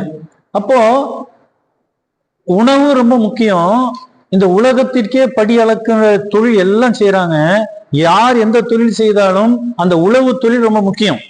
உழவு செய்வோம் தான் உழவச்சு விளைச்சலை செஞ்சு சோறாக்கி காய்கனியாக்கி வயிற்று பசியை போக்குவோம் உழவு தொழில். அந்த தொழில் செய்து உலகத்திற்கு உணவளிப்பவன் இறைவன் சொல்றோம். அந்த இறைவன் தான் எல்லாத்துக்கும் ஓனர் தானே, அவர் தானே தலைவர், அவர் தான் முதலாளி இல்லையா? ஆமா, அவர் முதலாளி இறங்கி எல்லாத்தையும் சாப்பாடாக்கி ஆறுமுகம் நீங்க சாப்பிடுங்க, சுப்பிரமணியம் நீங்க சாப்பிடுங்க, செல்வராஜ் நீங்க சாப்பிடுங்க, நீ சாப்பிட்டியா செஞ்சுட்டு இருக்க முடியுமா? செய்ய முடியுமா? முடியாது. அதனால ஒரு வேலைக்காரர் வச்சுக்கணும் இல்லையா? தனக்கு ஒரு தொழில் செய்யறதுக்கு இந்த என்ன உணவு தொழில் விளைச்சல் தொழில் செய்யணும்னு ஒரு தொழிலாளி வச்சுக்கிட்டாரு. இதைத்தான் அவர் நினைச்சாரு அந்த கவிஞர்ல. கடவுள் என்னும் முதலாளி கண்டெடுத்த தொழிலாளி விவசாயி. விவசாயி மருதகாசியோட வரி என்ன வார்த்தை! உழவு தொழில மிக அழகான படம் பிடிச்சு கொடுத்தது அதான். அது ஏனென்றால் அந்த விவசாயி தான் உலகத்துக்கு படி அளக்கிறார் என்பது உழவு என்ற தொழில் மூலமா உழுவார் உலகத்தாருக்கு ஆணி, உழுதுண்டு வாழ்வாரே வாழ்வார், மற்றெல்லாம் பின்னால போறவங்க தான் என்று சொல்லுகின்றார். அவர் தான் தொடர்ந்து அடுத்தடுத்து நமக்கு சொல்லிட்டு வர்றாரு. அடுத்து நமக்கு இந்த இரவை பத்தி கேட்டு பெறக்கூடாதுன்னு சொன்னாரு. இரவு அச்சம் என்று வரும்போது அதை பற்றி சொல்லும்போது தன் கையால் உழைத்து உண்பது தானையா பெரியது. நீர் அடு புற்கையாயினும் தாழ் தந்தது இனியது அதனை நூங்கி இல்லைன்னு சொல்கிறார். அது மட்டுமல்ல, ஒரு கண்ணு முன்னாடி பாக்குறோம், ஒரு பசு விலங்கு பசியோடு அது துடித்து கொண்டு இருக்குது, தாகத்தால தவிக்குது. உடனே பக்கத்துல எங்கேயாவது தண்ணி கொஞ்சம் வைப்பா, தண்ணி கூட சாப்பாடு வைக்கலாம்னா பரவாயில்ல, தண்ணி வைக்கலாம். ஆவி ஆன பசு எழுதிக்கிறேங்க முக்கியமான. ஆனா பசு. இதை இலக்கணத்துல சொல்லும் போது நம்ம இளம்பூரணர் சொல்லுவோம். பேராசிரியர் என்று இலக்கண ஆசிரியர் இருந்தார், இளம்பூரணர் தொல்காப்பியர் மணக்குடவர். அந்த மணக்குடவர் இதுல வர்றாரு. பேராசிரியர் ஒருத்தர் இருந்தார். பேராசிரியர் உரையில சொல்லும் போது அந்த மணக்குடவருக்கு அடுத்து வந்தவங்க எல்லாம் முதல்ல சொல்லும்போது அவர்கிட்ட கேட்கறாங்க, பேராசிரியர்கிட்ட வந்துட்டு இளம்பூரணர்கிட்ட கேட்கறாங்க. அப்ப இலக்கணத்துல சொல்லும் போது விலங்குகளை வந்துட்டு நம்ம கண்ணு முன்னாடி இருக்கிற விலங்குகளை தெரியும். இங்க இருக்கிற பசுவை நம்ம கண்ணால பார்த்துருக்கணும். காட்டுலயும் பசு இருக்கும் இல்ல, அது எப்படி இங்கயா இருக்கும்? நான் கண்ணால பார்த்தது இல்லையே. அப்போ தெரிந்த ஒன்றை கொண்டுதான் தெரியாத ஒன்றை விளக்க வேண்டும். அதான் இலக்கணத்துல ரொம்ப முக்கியம். நான் பாட்டுக்கு ஒண்ணு விளக்குறேன்னு சொல்லி நான் சொல்ற விளக்கத்தை விளங்குறதுக்கு இன்னொருத்தர் கூப்பிட்டு வந்தா எப்படி இருக்கும்? அதுக்கு அவரே பரவாயில்ல போல இல்லையா? ஒரு விளக்கத்தை நிறைய பேர் திருக்குறள் உரை எழுதின உரையாசிரியர் நிறைய பேர் என்னென்ன எழுதானே தெரியல. சில பேர் எழுதுன பார்த்தா பயமா இருக்கு. எனக்கு தெரிஞ்சு ஒரு 30-40 ஆண்டுகளுக்கு முன்பு ஒருத்தர் விளக்கம் எழுதியிருந்தார். வந்து எங்கிட்ட புத்தகம் கொடுத்தாரு. நான் பார்த்து பயந்துட்டேன். ஏய்யா, வள்ளுவனை விட ஒரு குறளை சுருக்க முடியுமாயா? 2 வரியில கூட அவர் சொல்லல, 1.25 வரியில உலகத்தை சுருக்கிட்டு போயிட்டாரு. அதுக்கு விளக்கம் எழுதினாக்கா கடல் அளவுக்கு சொல்லலாம். கடுகு கூட இல்ல, அணுவை துளைத்து 7 கடலை புகட்டி குறுக தரித்த குறள்னாரு நத்தத்தனார். என்ன சொல்ற இடைக்காலர் சொன்னது அது. நத்தத்தனார் சொன்னது 1330 அரும் குறளும் பாயிரத்தினோடு பகர்ந்ததற்பின் போய் ஒருத்தர் வாய் கேட்க நூலளவோ மண்ணு தமிழ் புலவராய் கேட்க விற்று இருக்கலாம் நத்தத்தனார் சொன்னார். அப்ப இடைக்காலர் சொல்லும் போது இதை சொல்றாரு. அப்போ கழுகை துளைத்து சொல்லும் போது அவ்வை என்ன சொல்றாங்க, அதுல அண்ணோன்னு வந்துட்டாரு. அது கண்ணுக்கே தெரியாதாமா, அதை பிளந்து அதுக்குள்ள 7 கடல் நுழைச்சாகா அப்பவும் வெளியில தெரியாதுடா, அணு அவ்வளவு வலிமையானன்னு சொல்லக்கூடிய அளவுக்கு குறளை சொல்றாரு. அதுக்கு நம்மால் விளக்கம் எழுதி இருக்கிறான். நான் ஒரு வரியில விளக்கம் சொல்கிறேன். ஒரு வரிக்கு விளக்கம்னா அதுக்கு எல்லாம் ஏகப்பட்ட கண்டனம் வந்துச்சு. இங்க எதுக்கு என்னன்னு அப்புறம் இன்னொரு இடத்துல சொன்னாரு, ஒழுக்கமுடைமை அதிகாரம். ஒழுக்கம்னு சொல்ற ஒரு வார்த்தைக்கு வகுப்பு எடுக்கலாம். அத்தனை தகவல் அதுல இருக்குதுங்க. பொதுதான். நீங்க உலகத்துக்கு, இடத்துக்கு, நேரத்துக்கு, சூழலுக்கு எல்லாம் மாறும். எது ஒழுக்கம்னு சொல்றதுக்கே அத்தனை விளக்கம் சொல்லணும். ஒழுக்கமுடைமை அதிகாரத்துல அவர் விளக்கம் எழுதுறாரு பாருங்க. ஒழுக்கமாக இரு, இந்த விளக்கம். எதை கொண்டு அடிக்கிறது? உரையாசிரியர், நானும் உரையாசிரியர், இப்படி எல்லாம் இருக்கும்போது மனசு வலிக்குது. அதாவது நானும் செய்யறேன்னு என் புருஷனும் கச்சேரிக்கு போனான்னு சொல்றதா வருது. நானும் செஞ்சு நானும் இருக்குதுங்கப்பா, வலிக்குதுப்பா மனசு. அப்போ தகவல்ங்கிறது வந்துட்டு சொன்ன பாத்தீங்களா, தெரிஞ்சு பேசு, தெரிஞ்சா பேசு, தெரிஞ்சுட்டாவது பேசு. ஏப்பா நான் அது அப்போ இது அந்த இதுல வரும், அதுல சார்ந்தது. அப்போ தகவல்கள் வந்து ரொம்ப முக்கியம், பெரிய நம்ம தெரிஞ்சுக்கணும். சரி, இப்போ இந்த இடத்துல வந்துட்டு ஆவிக்கு அப்போ அந்த இலக்கண குறிப்புல சொல்லும் போது அவர் என்ன சொல்லுகிறார், இது இந்த இலக்கண குறிப்பு மட்டும் கேட்டுக்குமா. பேராசிரியர் என்ன சொல்றாருன்னா, தெரிந்த ஒன்றை கொண்டு தெரியாத ஒன்றை விளக்குவது. அவர் என்ன விளக்கம் சொல்றாருன்னா, ஒரு பசு, இங்க ஒரு பசு இருக்குதுங்கய்யா, வனத்தில் இருக்கும், காட்டுல இருக்கிற பசு எப்படி இருக்கும்? ஆ போலும் ஆமா அப்படின்னாரு. அதுதான் விளக்கம். ஆனா பசு, ஆ போலும் ஆமா, ஆம். மனத்தில் இருக்கும் பசு மாதிரிதான் இருக்கும். அதனால அதுக்காக மனத்தில் இருக்கிற 4 கொம்பு இருக்காது என்பது அறிந்த பொருளை கொண்டு அறியாத பொருள். அப்ப அதுவும் அப்படிதான் இருக்குமா? அப்ப சரி, சில மாற்றங்கள் ஏதாவது இருக்குமா, வேறுபாடு இருக்குமா, தெரியாத ஒருத்தன் கேட்கும்போது விளக்குவதற்காக சொல்கிறார். இந்த இடத்துல என்று சொல்லுது பசு. அந்த பசுவிற்கு ஆவிற்கு நீர் என்று இறப்பினும் நாவிற்கு இரவின் இலி வந்ததில் இறப்பன் இறப்பாறை எல்லாம் கரப்பின் கரப்பார் இரவன் மின் என்று இருப்பதை மறைப்பவர்களிடம் கையேந்த வேண்டாம் என கேட்பவர்களை பார்த்து நான் வேண்டுகிறேன். நான் சொல்றேன், அவங்கள்ட்ட கேட்டுறாதுன்னு சொல்லிட்டு முதல்ல வந்து அதிகமா இருக்கா. இப்போ உறுப்பினர் இப்போதான் குழு படம் எடுக்கணும்னு நினைக்கிறேன். இதை கட் பண்ணிக்கப்பா, இப்ப நான் பேசுறது. இரவென்னும் ஏமாப்பில் தோணி கரவென்னும் பார்த்தாக்க பக்குவிடும். பார்னா பாறை. இந்த பாறை தாக்கிச்சுன்னா பக்குன்னு உடைஞ்சு போயிருங்கிறார். எப்படின்னு சொன்னா, கேட்டு பெறுதல் என்னும் படகு உள்ளதை மறைத்தல் நிலையில இருக்கிறவனுங்கிற பாறையில போய் மோதிச்சுன்னா அது கேட்கிற தன்மையே இல்லாம போயிடும். அது ஊமையோடு சொல்லுகிறார் இந்த பாடல் மூலமாக. இரவுள்ள உள்ளம் உருகும் கரவுள்ள உள்ளதும் இன்றி கெடும். கையேந்தும் நிலையை நினைச்சாலே மனசு வலிக்குதே, பதறுதே. இல்லேன்னு சொல்லி மறைக்கிறான். அவன் நிலைமை என்னன்னு சொல்றது? அது அதை விட கொடுமையானது. உள்ளமே வறண்டு விடும், புனியும் இருக்கிறாங்களே என்று இந்த குரலில் சொல்லுகின்றார். கரப்பவர்க்கு யாங்கு ஒழிக்கும் கொல்லோ இறப்பவர் சொல்லாட போமுயிர். இல்லை என சொன்ன உடனே கையேந்துபவர் உயிர் நீங்குவது போல, செத்ததுக்கு சாகலம் போல ஆயிடுது இல்லைன்னு சொன்ன உடனே. ஆனா உள்ளதையும் மறைக்கிறவனோட உயிர் எங்க போய் ஒழியும்? இவன் இதுக்கு இது இல்லைன்னு சொல்லும் போதே இவன் சாகலாம் போல ஆயிடுறானே. அப்ப இருக்கிறவன் இல்லைன்னு என்கிட்ட ஒண்ணு இல்லைன்னு மறைச்சானா அவன் உடம்புக்குள்ள இருக்கிற உயிர் எங்கடா போய் ஒழியும் என்று கேட்கிறதன் மூலம் இந்த இரவு அச்சத்தை சொல்லி, இரவு அச்சம் என்ற ஒரே ஒரு இதுல பொதுவா சொல்றார். நாம் வாழ்க்கையில எத்தனையோ பேரை பார்க்கிறோம், கொடுக்கிறவங்களையும் பார்க்கிறோம், கொடுக்கிற தகுதியில் இருந்து இல்லைன்னு மறுப்பவர்களை நாம் பார்க்கிறோம். இதுதான் உலகத்து இயற்கை, இதுவும் கடந்து வர வேண்டும் என்று வள்ளுவன் சொல்லுகின்றார். இதை சொன்னவர் தான் அடுத்து நமக்கு கயமை என்ற ஒரு அதிகாரத்தை படம் பிடித்து காட்டுகின்றார். கயமை தன்மை, ஏமாற்றுதல், அயோக்கியர்கள். இதை விட என்ன சொல்றது தெரியல. எல்லாத்துக்கும் என்னென்றால், இந்த நாட்டில் வாழும் மக்கள் பல பேர் இந்த உடை உடித்துக் கொண்டு இந்த முகமுடி அணிந்து கொண்டு அலைகிறார்கள். ஆனா வெளியில பார்க்க நம்மள மாதிரியே இருக்கான், நம்மளை விட அழகா இருக்கான், நம்மளை விட சிறப்பா இருக்கான் சில பேர். ஆனா அவனா இவன் இப்படி செஞ்சுட்டு போயிட்டானடா வருந்துரும். எப்படி இருப்பான்னு கேட்டா, மக்கள் எப்படி அழகுடையவர்களோ மக்களே போல்வர். நான் உங்களுக்கு ஒரு இடத்துல சொன்னேன் பாத்தீங்களா, ஒரு பேருந்துல ஏறுகிறோம், நல்ல உடை, துவைச்ச உடை, பெட்டி போட்ட உடை இல்லையா, மடிப்பு களையாத ஆடை, அதை பார்த்து அழகான ஆடை, நல்ல இதுல பெட்டி படிக்கோட நம்ம வேறோம். நம்ம கூட ஒருத்தர் ஏறான், அவனும் நம்மை விட அழகா இருக்கான். ஆடையும் அந்த அலங்காரமும் அவனுடைய தோற்றமும் உடைகள்ல இருந்து அவனுடைய உருவத்தில இருந்து அவன் பிடித்திருக்கிற பெடிகள் எல்லாமே மிகச் சிறப்பா இருக்கு. போகின்ற பேருந்துல ஏறுறாங்க, அடுத்த நிறுத்தம் வருகிறது.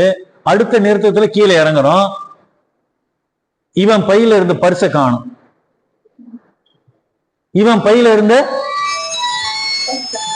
இவனுடைய பையில இருந்த பணத்தை காணும், பரிசு அடிச்சுட்டு போயினான். இது யார்கிட்ட போய் சொல்லிட்டு அழுகிறது? இவன் தேடுறான், என்னடா ஆச்சுன்னு. மக்களே போல்வர், இவன் மாதிரியே இருக்கிறான். அவன் அவரை போல ஒருத்தரை நான் பார்த்ததுலடா. ஆச்சரியப்படுகிறார் வள்ளுவரே வியந்து பார்க்கக்கூடிய இடம் 2-3 இடத்துல சொல்லுகிறார். யாம் மெய்யா கண்டவற்றுள் இல்லை வாய்மையின் நல்ல எனக்கு தெரிஞ்சு சத்தியத்தை போல, உண்மையை போல, நேர்மையை போல, வாய்மை போல வேறு இல்லை. யாம் மெய்யா கண்டவற்றுள் இல்லை ஒரு இடத்துல சொல்றார், வாய்மைங்கிற அதிகாரத்துல. இன்னொரு அதிகாரத்துல மக்கட்பேர்ல சொல்லுகிறார், பெரும் அவற்றுள் யாம் அறிவது இல்லை. மக்கட்பேர் அல்ல பிறங்கிறார். எவ்வளவு பெரியது உலகறிந்த மிகப்பெரிய ஆற்றல் மிக்க அறிவுடைய மக்களை போல சிறந்த மக்களை பெறுவது எனக்கு தெரிஞ்சு வேற இல்லை, அதுதான் உலகத்துக்கு பயன்படும் என்று அவர் சொல்லுகிற இடத்துல சொல்லியிருந்தார். இந்த இடத்துலயும் அவரு யாம் பார்த்ததுல கண்டார்ல வேறு யாரும் இல்லடா கொப்போ என்று அவர் சொல்லுகின்றார். மக்களே போல்வர் கயவர் அவர் அண்ண ஒப்பார் யாம் கண்டதில். கயவர்கள் தோற்றத்தில் மனிதரை போலவே இருக்கிறாங்கப்பா, அவருக்கு நிகரானவரை நாம் பார்த்ததே இல்லை, நம்மளை போலவே இருக்கான், நமக்கு வச்சுட்டு போயிடறான்டா ஆப்பு என்று சொல்வதை போல இந்த குரலில் சொல்லுகின்றார். நன்றறிவாரில் கயவர் திருவுடையார் நெஞ்சத்து அவலம் இல. இந்த கயவர்களுக்கு அயோக்கியர்களுக்கு ஒரு கவலையும் கிடையாது. அவனுக்கு என்ன கவலை? எங்க கிடைச்சாலும் அடிச்சு சாப்பிடுறது தானே, ஏமாத்தி. அவனுக்கு ஒரு பிரச்சனையும் கிடையாது. கிடைச்சா வந்தா இந்த பக்கம், இல்லாட்டி அந்த பக்கம் போடா. கொஞ்சம் கிடைச்சாலும் இது இந்த ஒருத்தன் பரிசு அடிச்சுட்டு வந்தான், கூட இருக்கிறவங்க சொன்னா இது என்னடா வெறும் 5000 ரூபா தான் வச்சிருக்கானா, இன்னொருத்தன் அடிச்சுட்டு வந்தான், அவனும் திருடன். அவனோட பரிசு எடுத்து பார்த்தான், இதுல வெறும் என்னடா 35 ரூபா தான் வச்சிருக்கான், பிச்சைக்கார பையன் அப்படின்னு திட்டுறான். இவன் திருடிட்டு வந்திருக்கான், அவனை பிச்சைக்கார பையங்கிறான். என்ன ஒரு அயோக்கியத்தனம். சரி விட, இன்னொருத்தருக்கு அடுத்த வண்டியில ஏறி எடுத்துக்கலாங்கிறான். அதுக்கு கவலை இல்லை. அது அப்போ திருவுடைய செல்வம் இருக்கிறவனோட நிலைமை வேற. ஆனா இவன் என்ன பண்ண, நன்று அறிவாரி கவலையின்றி இருக்கின்ற காரணத்தால் நல்லவர்களை விட கயவர்கள் தான் சிறந்தவரை நினைக்க வேண்டியது. அவன் தான் பேர் உள்ளவன், அவன் ரொம்ப ஜாலியான ஆள் தான், உண்மையில கொடுத்து வச்சவன் அவன் தான் இல்லையா. இவன் தான் இந்த இருக்கிறத, இவன் பணத்தை பத்திரமா எடுத்து போகணும், மரியாதையை போனா இருக்கும் இவங்கிட்ட, இல்லாட்டி இவங்கிட்ட இருந்து வேற ஒருத்தருக்கு போயிடும் என்று சொல்லுகின்றார். தேவர் அணையர் கயவர் அவரும் தாம் மேவன செய்தொழுகலான். தேவர்களுக்கு சமமா கொண்டுட்டு போயிட்டாரு. முதல்ல சொன்னதுலயாவது ஓரளவுக்கு பரவாயில்ல, கொடுத்து வச்சு வேண்டாரு. ஆனா இதுல அவன் தேவர்கள் என்ன, இந்திரனுக்கு சமமா அவரோட சபையில் இருக்கிறேன். அவங்களுக்கு ஏதாவது ஒரு கவலை இருக்கா, ஏதாவது ஒரு பிரச்சனை இருக்கா? எதுவும் கிடையாது. அயோக்கியர்கள். இதுதான் சொல்றாரு. தீயவர்களும் ஒரு வகையில் தேவர்களை போலத்தான்பா. இது உயர்வு நவிச்சனி இல்ல, அவங்களை பத்தி உயர்வு, அதாவது உயர்வு நவிச்சின்னு கூட சொல்லக்கூடாது, புகழ்வது போல இகழ்வது, வஞ்ச புகழ்ச்சி. வஞ்ச புகழ்ச்சிக்கு இந்த அணியில கொண்டுட்டு வர்றார் வள்ளுவர். இவன் தேவர்களை போல, தீயவர்களும் ஒரு வகையில பார்த்தால் தேவர்களை போலதான். காரணம், அவர்களும் தாம் நினைச்சபடி, அவன் என்ன நினைச்சாலும் அதை செய்வான். சினிமா போனவா போயிடுவான், துணி கடைக்கு போனவா துணி கடைக்கு, எவங்கிட்ட இருந்தாலும் பக்கத்துல இருக்கவன் திருடுறது தானே. அப்புறம் அவனுக்கு என்ன கவலை இல்லையா? எந்த கவலையும் இல்லாமல் தான் நினைத்தபடி வாழக்கூடியவங்க இருக்கிறார்கள் என்று சொல்கின்றார். அகப்பட்டி ஆவாரை காணின் அவரின் மிகப்பட்டு செம்மாக்கும் கீழ். தம்மை விட இழிந்த நிலையில இருக்கிற ஒருத்தனை பார்த்து இவனே அயோக்கியன், ஆனால் இவன் தன்னை விட கீழே ஒருத்தர் இருக்கிறவனை பார்த்துட்டு, அத கீழே இருப்பவனா நீ எப்படி சொல்லலாம்னா, இவன் ஒரு திருடன், அவன் மெகா திருடன் எப்படி வச்சுக்கலாம், சரியா? அவனை பார்த்து இவன் சொல்றானாமா, டே அவனுக்கு நான் பரவாயில்ல, நான் கொஞ்சமா தானே திருடி. திருட்டு தானே, அயோக்கித்தனம் தானே செய்யறது பூரா. இது அவனுக்கு நான் பரவாயில்ல, நான் ஒன்னும் பெருசா செய்யல, இது செய்யாம செஞ்சா தப்பு இல்லை, அடுப்பா நம்மளே சமாதானம் சொல்லிக்க, அப்படி இருக்கிறான்னு சொல்லிக்கின்றார். தம்மினும் இழிந்தவரை கண்டு அவரினும் தாம் மேலானவராக நினைச்சு அதுல பெருமை கெத்தாம அவனுக்கு சந்தோஷமாக இருப்பான் இருமாப்படைவார்கள் என்று சொல்கின்றார். அச்சமே கீழ்களது ஆச்சாரம் எச்சம் அவா உண்டேல் உண்டாம் சிறிது. அச்சமே கீழ்களது ஆச்சாரம், பயப்படுறது. அவன் என்ன, ஆனா இவன் என்னதான் தைரியமா இருக்கிறமா இருந்தாலும் எப்ப பார்த்தாலும் மனசுக்குள்ள ஒரு பயம் இருந்துகிட்டே இருக்கும். ஏன், எப்ப வேணாலும் மாட்டிக்குவான், மாட்டின மவனை போட்டு நொங்கி இது எடுத்துருவாங்க இல்லையா? தேம சிக்க. இவன் அயோக்கியம் திருடன்னு தெரிஞ்சிருச்சுன்னா ஒரு அடியா கிடைக்கும், போறவன் எல்லாம் தர்ம அடி கிடைக்கும். அந்த பயம் இவனுக்குள்ள இருந்துகிட்டே இருக்கும். ஆனா வெளியில இவன் ரொம்ப தைரியசாலி மாதிரி இருப்பான்.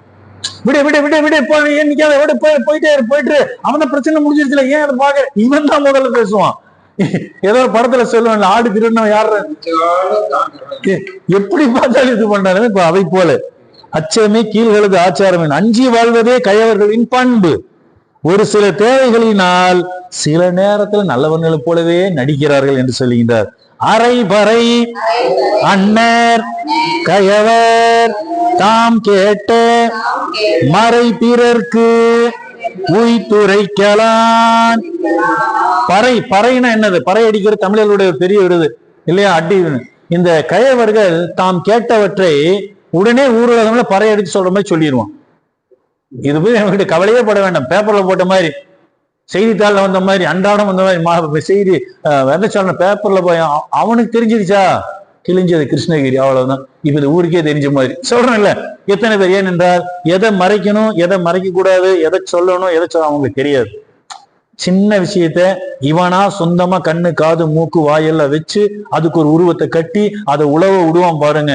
நேர்ல பார்த்தா கூட இந்த மாதிரி இருக்காது, அந்த மாதிரி அவன் கதை கட்டி விட்டுருவான். அது நிறைய அப்படி இருக்கும். அவன் உண்மையில நடந்த ஒரு சம்பவத்தை கூட சொல்றேன் பாருங்க. இது எப்படி பெருசாகுதுன்னு சொன்னா, இந்த கயமைத்தனமா இருக்கிறதுக்காட்டும் இந்த தீ, அதுல வதந்தி எப்படி இருந்தா, ஒரு சின்ன ஒரு இது நடந்தது. என்ன நடந்ததுன்னா, ஒரு ஊருக்குள்ள வந்துட்டு இருக்கும்போது இந்த மாதிரி நம்ம ஒரு இடத்துக்கு வரோம், பள்ளிக்கு வரோம், வழியில தெருவுல ஒண்ணு இருக்கு, மக்கள் எல்லாம் கூடி இருக்கிறாங்க. டக்கு டக்கு டக்கு 4-5 பேர் நின்றுட்டு இருந்தாங்க. கிளம்பும் போது நம்ம அங்கிருந்து போகணும், சரிங்களா, வீட்டுக்கு போகணும். நம்ம போற தூரம் இவன் வீட்டுல இருந்து கிளம்புறதுக்கும் அதுக்கும் கிடைச்சி ஒரு கிலோமீட்டருக்குள்ள இருக்கும், ஒரு மைல்கல். இவன் கிளம்பும் போது அங்கெல்லாம் கூட்டமா இருந்தாங்க. இவன் பேசி 4-5 பேர் நின்றுட்டு இருக்காங்க. இவ போற வேலை அவசரம் போறதுனால லேசா நின்று என்னன்னு கூட, என்னப்பா கூட்டம், என்ன பிரச்சனை? ஐயா, நல்ல வேலை வீட்டுக்குள்ள இருந்து ஒரு பாம்பு குட்டி ஏதோ ஒன்று தப்பிச்சு வெளியில வந்துடுச்சு, அதையெல்லாம் சேர்ந்து அடிச்சுட்டாங்க, பிடிச்சி அடிச்சுட்டாங்க. ஓ, ஏதோ குட்டி பாம்பு, நல்ல வேலை, அதோட ஆயில் போகணும்னு இவனுக்கிட்ட சிக்கி சாகணுன்ற போல இருக்கு. இவன் வண்டியில கொஞ்சம் தூரம் வந்துட்டான், ஒரு 1/4 கிலோமீட்டர் கூட வரல, வண்டி போச்சு. அங்கெல்லாம் போக்குவரத்து தான் இருக்கு. அங்க நின்று பேசி, அங்க போக்குவரத்து வாகனத்தை அடிச்சு அங்க 2 முறை நின்று பேசினேன். திரும்பி பார்த்தாக்கா, ஏதோ ஒரு பாம்பாமா வீட்டுல, இவ்வளவு பெருசாமா பாம்பு அப்படின்னு பேசிக்கிறாங்க. இவன் கேட்டுட்டே வந்துட்டான். ஒரு 1/2 கிலோமீட்டர் தூரம் வந்தாச்சு. சிக்னல் அங்க நிக்கிறான். அங்க 2-3 பேர், விஷயம் தெரியுமா, முன்னாடி இருக்கிறவன் பேசுறான். அவன் கூட இருக்க என்ன பாங்கிறான், வர்ற வழியில வீட்டுக்குள்ள ஒரு பாம்பு இவ்வளவு பெருசாமா, சரியான பாம்பாமா அப்படிங்கிறான். அவன் என்னடா பாம்பு, இவனோட இடத்துக்கு வந்துட்டான். இவன் போய் வண்டி நிறுத்திட்டு வரான். ஐயா, உங்களுக்கு விஷயம் தெரியுமா, அங்க இருக்கிறவன் கேட்டான். என்னப்பான்னு, என்னய்யா, அங்க பெரிய இடத்துல வீட்டுக்குள்ள ரொம்ப கட்டு வீரியமா நாகப்பொங்கல் விஷயம் இவ்வளவு பெருசாங்களாமா, இல்ல சேர்ந்து எல்லாம் பெரிய இதாயிடுச்சு அப்படிங்கிற. அங்க 1 கிலோமீட்டர் தாண்டி வர்றதுக்குள்ள அந்த குட்டி பாம்பு இவ்வளவு பெருசாயிடுச்சு. இப்படிதான் கதை கட்டுதல் என்றது இல்லையா? எப்படி வேண்டுமானாலும் அரை பறை அன்னர் பறை சடிப்பது போல தகவல்களை தீய சக்தியாகவும் வதந்தியாகவும் சொல்லி உண்மை இப்ப நான் சொன்ன முதல் செய்திக்கு வருதா, தெரிஞ்சு பேசு, தெரிஞ்சா பேசு, தெரிந்து கொண்டு பேசு, தெரிஞ்சதையெல்லாம் பேசாதரா, இல்லையா? ஆக வள்ளுவம் வாழ்ந்து கொண்டு இருக்கிறது என்பதற்கு இது சான்றாக அமைகிறது. தமக்கு தெரிந்த ரகசியங்களை வழியே சென்று பிறரிடம் கூறுவதால் இந்த கயவர்கள்லாம் பறை தமக்கு சொல்லுவோம், தமக்கு அடிக்கிறான்னு சொல்றோம் இல்லையா, தமக்கு போன்றவர்கள் என்று சொல்லுகின்றார். அது மட்டுமல்ல, இந்த கயவர்கள் இவனுகிட்ட இருந்து ஒரு காரியம் நமக்கு ஆகணும்னா அவ்வளவு சீக்கிரம் முடியுமா? எச்சில் கையால கூட ஈய விரட்ட மாட்டான். எச்சில் சாப்பிட்டுட்டு இருக்கிறான், கை சோத்து பறிக்க 2-3 ஊட்டிட்டு இருக்கும். ஏன்டா ஈ வந்து உட்காருது, அந்த ஈய ஓட்ட மாட்டான் சீன்னு. ஏன்? கையில ஒட்டிட்டு இருக்க 2-3 பருக்க கீழே விழுந்துரும் இல்ல, அதுகளுக்கு காலில் ஓட்டினா கூட பரவாயில்ல. ஆனா இவன் கையில ஒட்டிட்டு இவனோட எச்சில் கையால் கூட ஈய விரட்ட மாட்டான். ஏன்னா அதை விரட்டினான்னா இவன் கையில ஒட்டிட்டு அது எடுத்துட்டு போனா கூட ஒரு பருக்கை தான் எடுத்துட்டு போக முடியும். இவன் கையில 5-6 பருக்கு நிறைய கூட ஒட்டிட்டு இருந்திருக்கலாம். நிறைய செதறிச்சுன்னா நான் சாப்பிடுறது குறைஞ்சிருமே அப்படின்னு நினைப்பானாமா. எவ்வளவு அப்ப அப்படிப்பட்டவனை என்ன பண்ணணும்னு சொன்னா, கொடு கண்ணத்தோட சேர்த்து, கொடிருன்னு கண்ணம் தாடை, அதை உடைக்கிற அளவுக்கு வலிமையா இருக்கணும், சக்தி உள்ளவனா மிரட்டணும். அந்த பயந்துட்டு கொடுப்பான். இல்லைன்னா அவன் எதுவும் கொடுக்க மாட்டான் கயவர். ஏன்னா அவன் எச்சில் கையால கூட ஈய விரட்டாதவன் சொல்றோம் இல்லையா? கை, ஈரமான கை, அந்த ஈரமான கையில சாப்பாடு பெருக்கி ஒட்டிட்டு இருக்கோம்.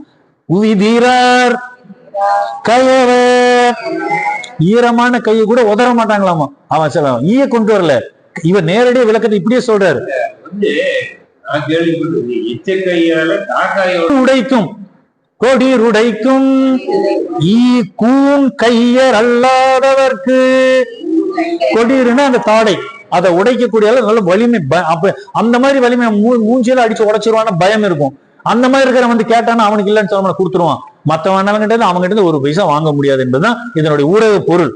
சாப்பாடு சொல்ல வர்ற கருத்து என்னன்னா, இந்த கயவர்கள் தன்னை விட வலிமையானவர்கள் மிரட்டி அடிச்சு போடுவான்னு பயம் இருந்தா அவனுக்கு ஏதாவது கொடுப்பானே தவிர அவனால் யாருக்கும் எந்த பலனும் இல்லை, பயனும் இல்லை என்று சொல்கின்றார். அது மட்டுமல்ல, இந்த அடுத்த குறள்ல வந்துட்டு நல்லவர்கள் ஒரு விஷயத்தை சொன்னா உடனே செய்வாங்க, கேட்பாங்க, பயன்படுவார்கள். சொல்ல பயன்படுவர் சான்றோர் கரும்பு போல் கொல்ல பயன்படும் கீழ். இந்த கீழ் மக்கள்னா கயவர்கள். அவங்க கிட்ட ஒரு வேலை வாங்கணும்னு சொன்னா அவ்வளவு சீக்கிரம் முடியாது. அவங்க எப்படி பண்ணணும், கரும்பு எப்படி ஆலையில விட்டு போட்டு பிணைஞ்ச புளிஞ்சு எடுக்கிறோம் இல்லையா, அதை போல சக்கையை சாறு பிழிவதை போல பிழிஞ்சால்தான் அவங்க கிட்ட இருந்து வேலை வாங்க முடியும். நல்லவங்க கிட்ட சொன்னாலே செஞ்சிருவாங்க என்று சொல்லுகின்றார். உடுப்பதும் உண்பதும் காணின் பிறர் மேல் வடு காண வற்றாகும் கீழ்.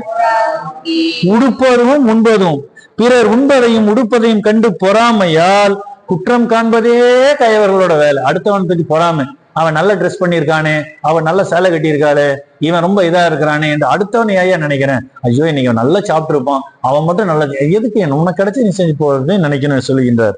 அது மட்டுமல்ல, இந்த கயவர்கள் தேவைப்பட்டால் தன்னையே வித்துருவானு, தன்னையே கொடுக்க தயாராகிடுவான். எற்றற்குரியர் கயவர் ஒன்று உற்றக்கால் விற்றற்குரியர் விரைந்து. தனக்கு ஒரு துன்பம் வந்தால் தன்னையே விற்று விடுவதற்குரியவர் கயவர் என்பதன் மூலம் 1080 குறள்கள் குறட்பாக்கள் இன்று 26வது குறள் நுண்பயிற்சி வகுப்பில் நிறைவடைகிறது. இத்துடன் பொருட்பால் 70 அதிகாரங்களும் நிறைவு பெறுகின்றன. அடுத்த வகுப்பு இன்பத்துப்பாலில் 109வது அதிகாரத்தில் அடியெடுத்து வைக்கின்றோம். அதுவரை உங்களிடமிருந்து விடைபெறுவது உங்கள் திருக்குறள் அன்வர் பாட்ஷா.